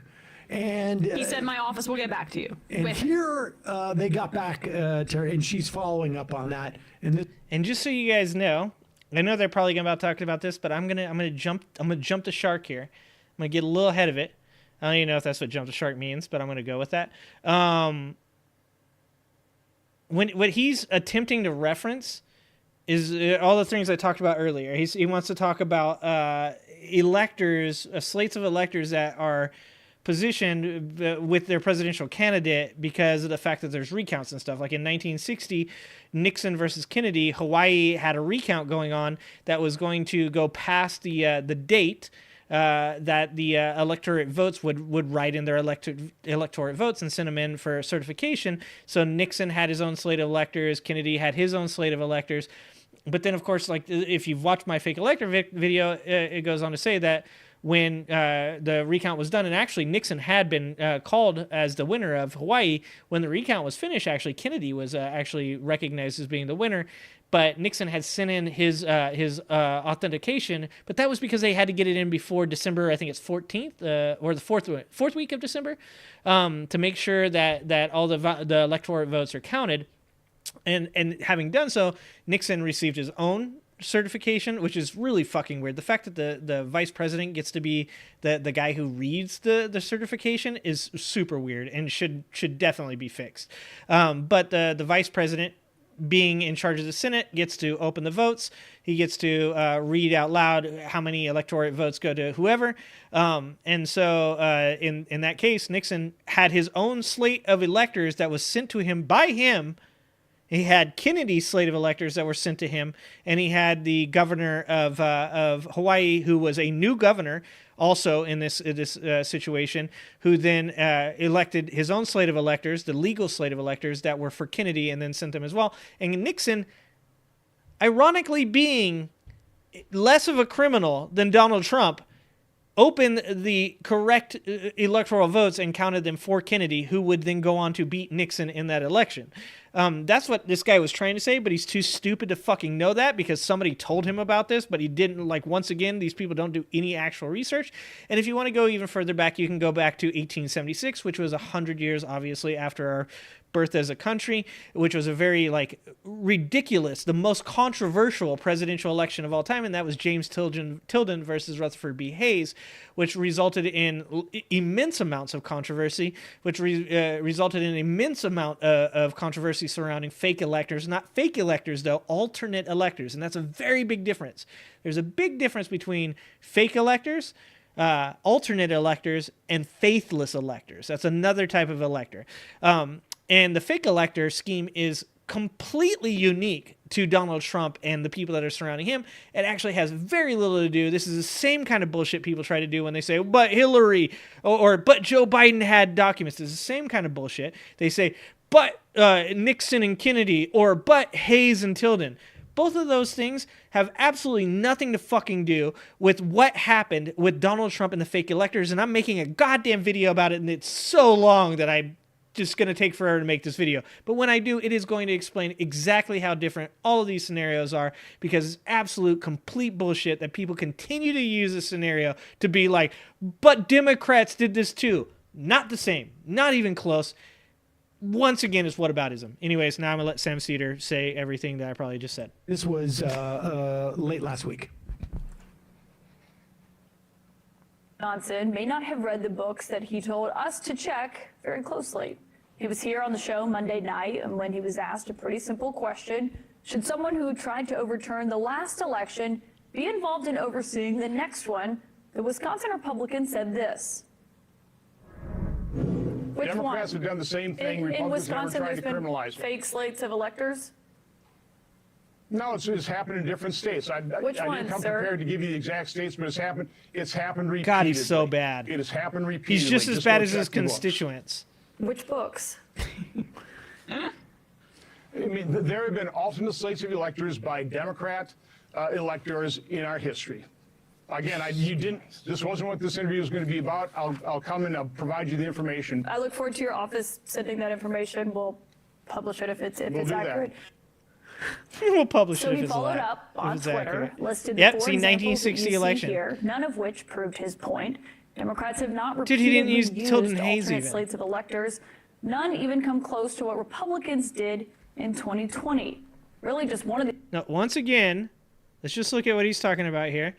Once again, he's talking about the 1960 election. Democrats in Hawaii chose an alternative slate of electors, allowing JFK to be certified as winner. No, that's not what happened. They chose a slate of electors that was already his slate of electors. You select the slate of electors before you go on the ballot. The slate of electors is decided by the party, or there's another way that they can survive them as well. But when you vote for the President of the United States, you actually vote for their slate of electors as well. When they went to Florida, or Hawaii, I'm sorry, not Florida, Jesus Christ, Hawaii, and they decided to do the recount, at that point, his slate of electors were set to send in a set of votes because it was going to pass the date with which he would not have gotten those votes, regardless of whether he won Hawaii or not, if he did not send them in on time. You cannot compare these two things. They are completely different. In one case, that they were unaware of whether or not JFK would or would not win it. In fact, they believed he would, and Nixon had been called as the winner. In this case, if he would not have had that set of electors send in those those authentic votes, he wouldn't have won Hawaii, and he wouldn't have won the... Well, I don't know if he wouldn't have won the presidency. I think he wouldn't have won the presidency because it would have been given to Nixon. Completely different scenario. 2005 Senator Barbara Boxer and Representative Stephanie Tubbs Jones led a group of 31 representatives in objecting to the certification of Ohio's electors. Those 31s include Jim Clyburn, Sheila Jackson. That doesn't explain anything. I'll look that up, though. In 2016, Democrat electors from Washington State and Colorado signed on to an attempt to block Trump from winning an electoral college majority. That's different. That's faithless electors. He's not, once again. So, once again in the video, I will explain exactly what happened in 2016. What happened in 2016, if he is being fucking honest, he would actually point out that Hillary Clinton lost 5 electoral votes to a faithless elector. 5 electoral votes were lost for Hillary Clinton because of faithless electors. people, instead of giving them to Hillary Clinton, they should have went to Hillary Clinton. They went to Colin Powell and, God, what was it? It was like Faithless something eagle, Faithless spiritual eagle. It was like an Indian activist got one of the votes. 2017, refs Jamie Raskin, Pramila Jayapal, Barbara Lee, Sheila Jackson Lee, all objected to electoral votes for Trump. Objecting to electoral votes is different. Standing up in the Senate and saying that you object to votes is much different than crafting an entire slate of electors that were not voted on by either the party or the people, and then having those people send inauthentic, fake certificates. I wish my fucking video was done. Fake certificates. The real certificates had already been sent with the state seal on them. Katie Hobbs in Arizona actually had to reprimand a group of people that called themselves sovereign citizens who sent in fake electorate certificates with a fake state seal of Arizona. And she had to send them a cease and desist, telling them that they're not allowed to use the goddamn seal of Arizona. This is not even close. This is the problem. I bet this dude probably thinks it is the same because he has never actually looked into it and is just regurgitating information that he got from somebody else. Absolutely ridiculous.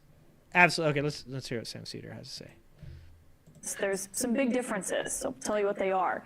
The senator is pointing to the 1960 election, something that we have seen Republicans bring up repeatedly since Trump lost in 2020. That year, Democrats in Hawaii sent an alternative slate of electors to Congress. Vice President Richard Nixon at the time and John F. Kennedy, they were nearly tied in the state. But here, the facts about what happened next are critical. At the time, a recount was still underway, one that ultimately flipped the results from Nixon to Kennedy. Exactly. A judge would rule that the Kennedy electors were legitimate. And I should note that when Kennedy was ultimately the winner in the final count in Hawaii, it was Nixon himself, as vice president, who presided over the session approving that slate of electors instead of his own on January 6, 1961. In 2020, meanwhile, the recount in Wisconsin was over. It showed that Biden did indeed win Senator Ron Johnson's home state. Wisconsin's alternate GOP electors met more than 2 weeks after that recount and still signed a false certificate of electors. Trump and his supporters, of course, would go on to lose 7 more lawsuits in Wisconsin related to the electors. Not to mention then those 11 electors were found guilty in a civil suit and now are not allowed to run anymore as electors in any, I'm trying not to curse right now, any election that involves Donald Trump. These electors will not be allowed to be electors ever again. Does that sound like they didn't do anything that they weren't supposed to? And as she pointed out, a huge difference between every one of these instances of alternate slates of electors. This is very important. There's a difference between alternate and fake. In fact, the dude that sent the email to John Eastman in the first place, the Willenchick or whatever his name is, Arapao's lawyer in his pardon, he says we should stop calling them fake electors. Let's start calling them alternative electors because it sounds a lot better. He called them fake electors. No one else called them. That dude is the reason they're called fake electors. They called them fake electors. They said they were fake electoral votes. It's absolutely insane that anybody believes any of this shit. But as she pointed out, very important, is that the popular vote had already been finished and there was no recounts going on when these slates of electors were put together by Trump and Eastman and Flynn and the rest of these stooges. Then they sent their slate of electors. They all signed on the same day as the legitimate electors did, knowing that Biden had already legitimately won those states. That's a huge difference. The other examples on Senator Johnson's list are instances where Democrats voiced objection to the election results. Not exactly instances of plots to overturn an election that was affirmed by recounts and by the courts, but even if you disagree with what those Democrats did, most importantly here, those instances went nowhere because the candidates who lost those elections conceded them. Yes. Of course, Senator Ron Johnson's role in this has also come under scrutiny. Exactly. Given the text messages showing that his chief of staff was trying to deliver a, quote, alternate slates of electors for Michigan. Yep. So, and when he received the package and his guy tried to take the package to Mike Pence to deliver to Mike Pence fake electoral votes for him to open, his excuse was, I didn't know who had delivered the package and I didn't know what was in it. Does that sound like something that happens in the government, that they would receive a package from an unknown person with no idea where it came from, and then they would then take that to the Vice President of the United States, sight unseen, unknowing of what's in the package, and then they would give that to Mike Pence to open? Does that sound like something that you would do in the government? Because it sounds like something that you wouldn't do in the government to me. It would sound like something that perhaps the Secret Service would be interested in taking a look at. What? This package showed up and no one knows where it came from, but you want to give it to Mike Pence? Sure, take it right to him. That's a great idea, because anthrax and ricin doesn't exist. The Unabomber wasn't a thing. Come on, man. Like, there's no fucking way, and it's such a weak-ass excuse. And he has a message that goes from him to, no. It's from Mike Pence's chief of staff, sent it to Ron Johnson's chief of staff, saying, do not take that to Mike Pence.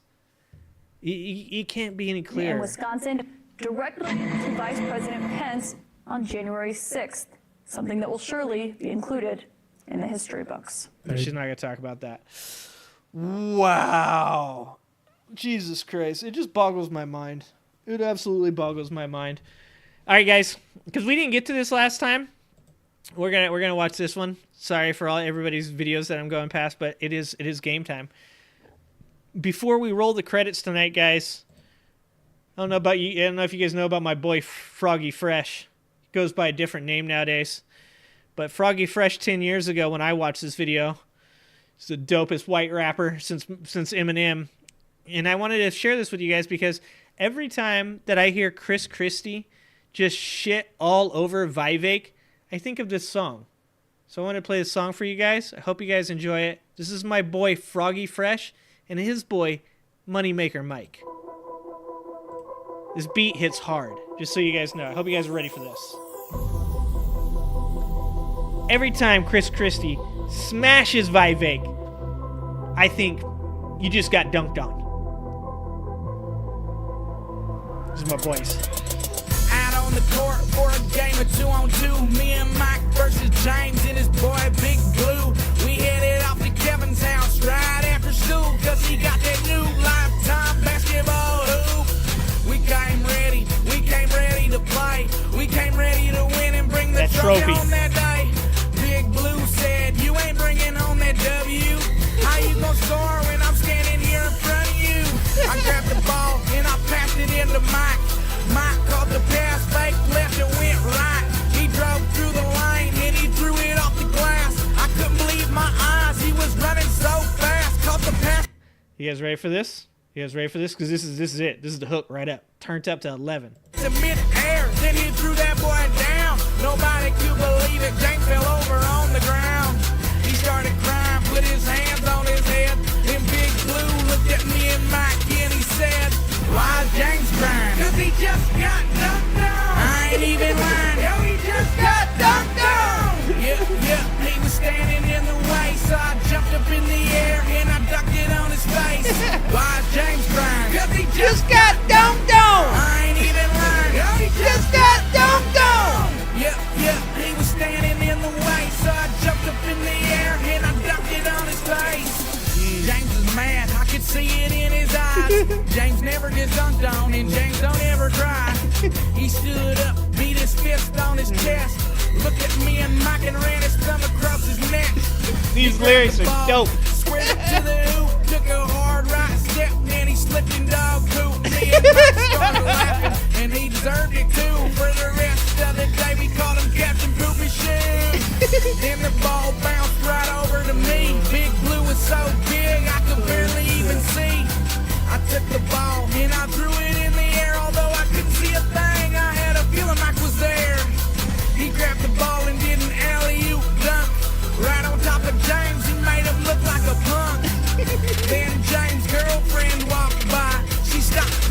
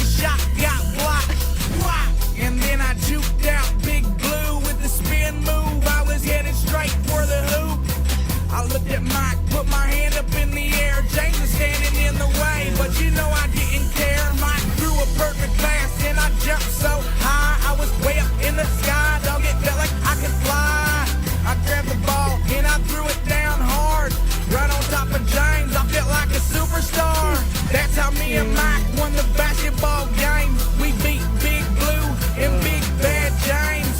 Cause me and Mike are the #1 team. Then we heard James cry, and we heard his mom scream. She said, why is James crying? Cause he just got dunked on. I ain't even lying. Yo, he just got dunked on.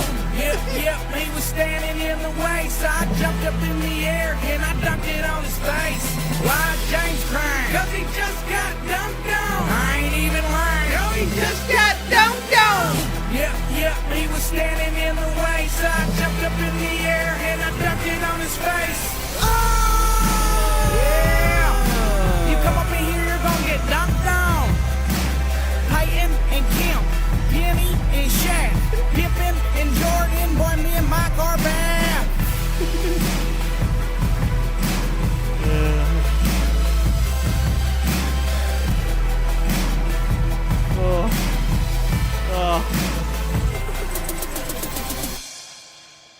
Absolute gold.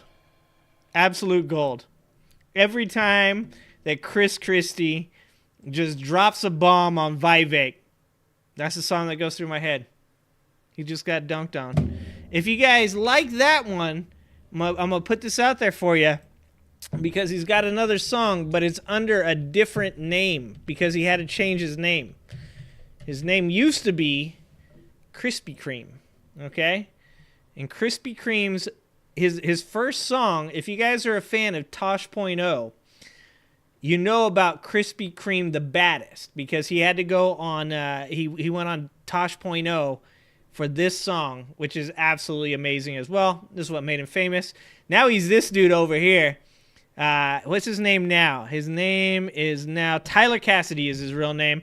He's actually a very talented musician. He plays piano. He plays other instruments. He's really funny. He does songs where people like ask, for him to give him a story, and he makes a song at it. Really funny dude. If you guys don't know who Krispy Kreme is, if you don't know who Froggy Fresh is, that's Tyler Cassidy. He's the man. You guys should watch him. He's pretty fucking amazing. Check out The Baddest. The Baddest is that. It's The Baddest. So, I love you guys. I appreciate you guys. I'm thankful for every day you guys show up to watch me talk and be a fool. And I continue to work really hard at trying to make these videos that are really actually what I'm trying to do with this channel. The live stream, I'm really just coming on the live stream just to hang out with you guys and have a good time, to be honest with you guys. But the videos are really what I'm trying to do. It's really what I'm trying to concentrate on. So if you see my videos, if you haven't liked, if you haven't subscribed to my channel, please do so. Please hit the notification bells. Please watch the videos when they come out. And I'm not just asking that for hubris. I'm asking that for feedback. I want you guys to tell me what I'm doing good, what I'm doing bad, what you want to see more of, what you want to see less of. I appreciate you guys for just being here, so I'm thankful for all those things. If you want to support me, you can support a soulless ginger for the low price of less than 10 cents a day by joining the Ginger Army. That is on my channel, my actual feed channel. You can click join up to the Ginger Army. You can also donate through live chats. I have a PayPal thing that I just never actually share. Join the Discord. Hang out. Fucking put stuff in the Discord. I want to see the movies that you guys like. I want to see the books that you guys like. I want to see the music. Bucket's in there sharing all this metal with me that I've never heard before. But it's about community, guys. It's about really having this group of like-minded people that are sticking together through some pretty tough political times. And I think that every one of you guys have really done a great thing for me positively in my mind space, and I want to do the same thing for you. So please please subscribe, please join the Discord server. Please hit the notification bell so that way you guys see when my videos do come out so you guys can watch them and give me feedback. I appreciate you guys. I love you guys. And if you want to stay for the credits, here are the credits. Love you guys. This was a triumph.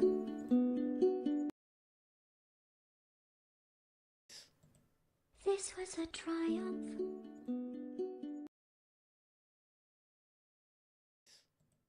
This was a triumph.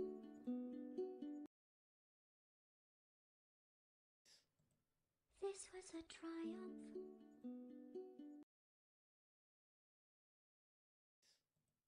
This was a triumph.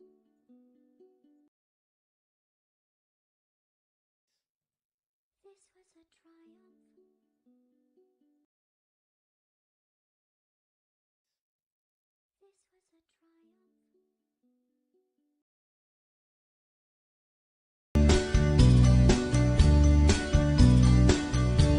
I'm not even angry. I'm being so sincere right now.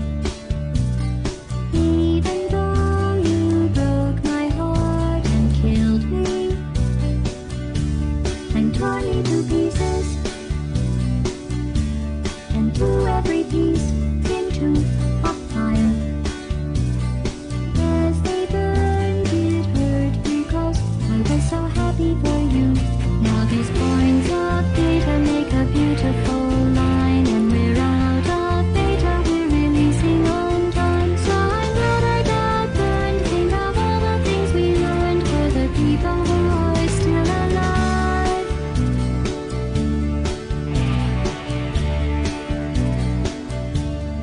Go ahead and leave me. I think I prefer to stay inside. Maybe you'll find someone else to help you. Maybe Black Mesa.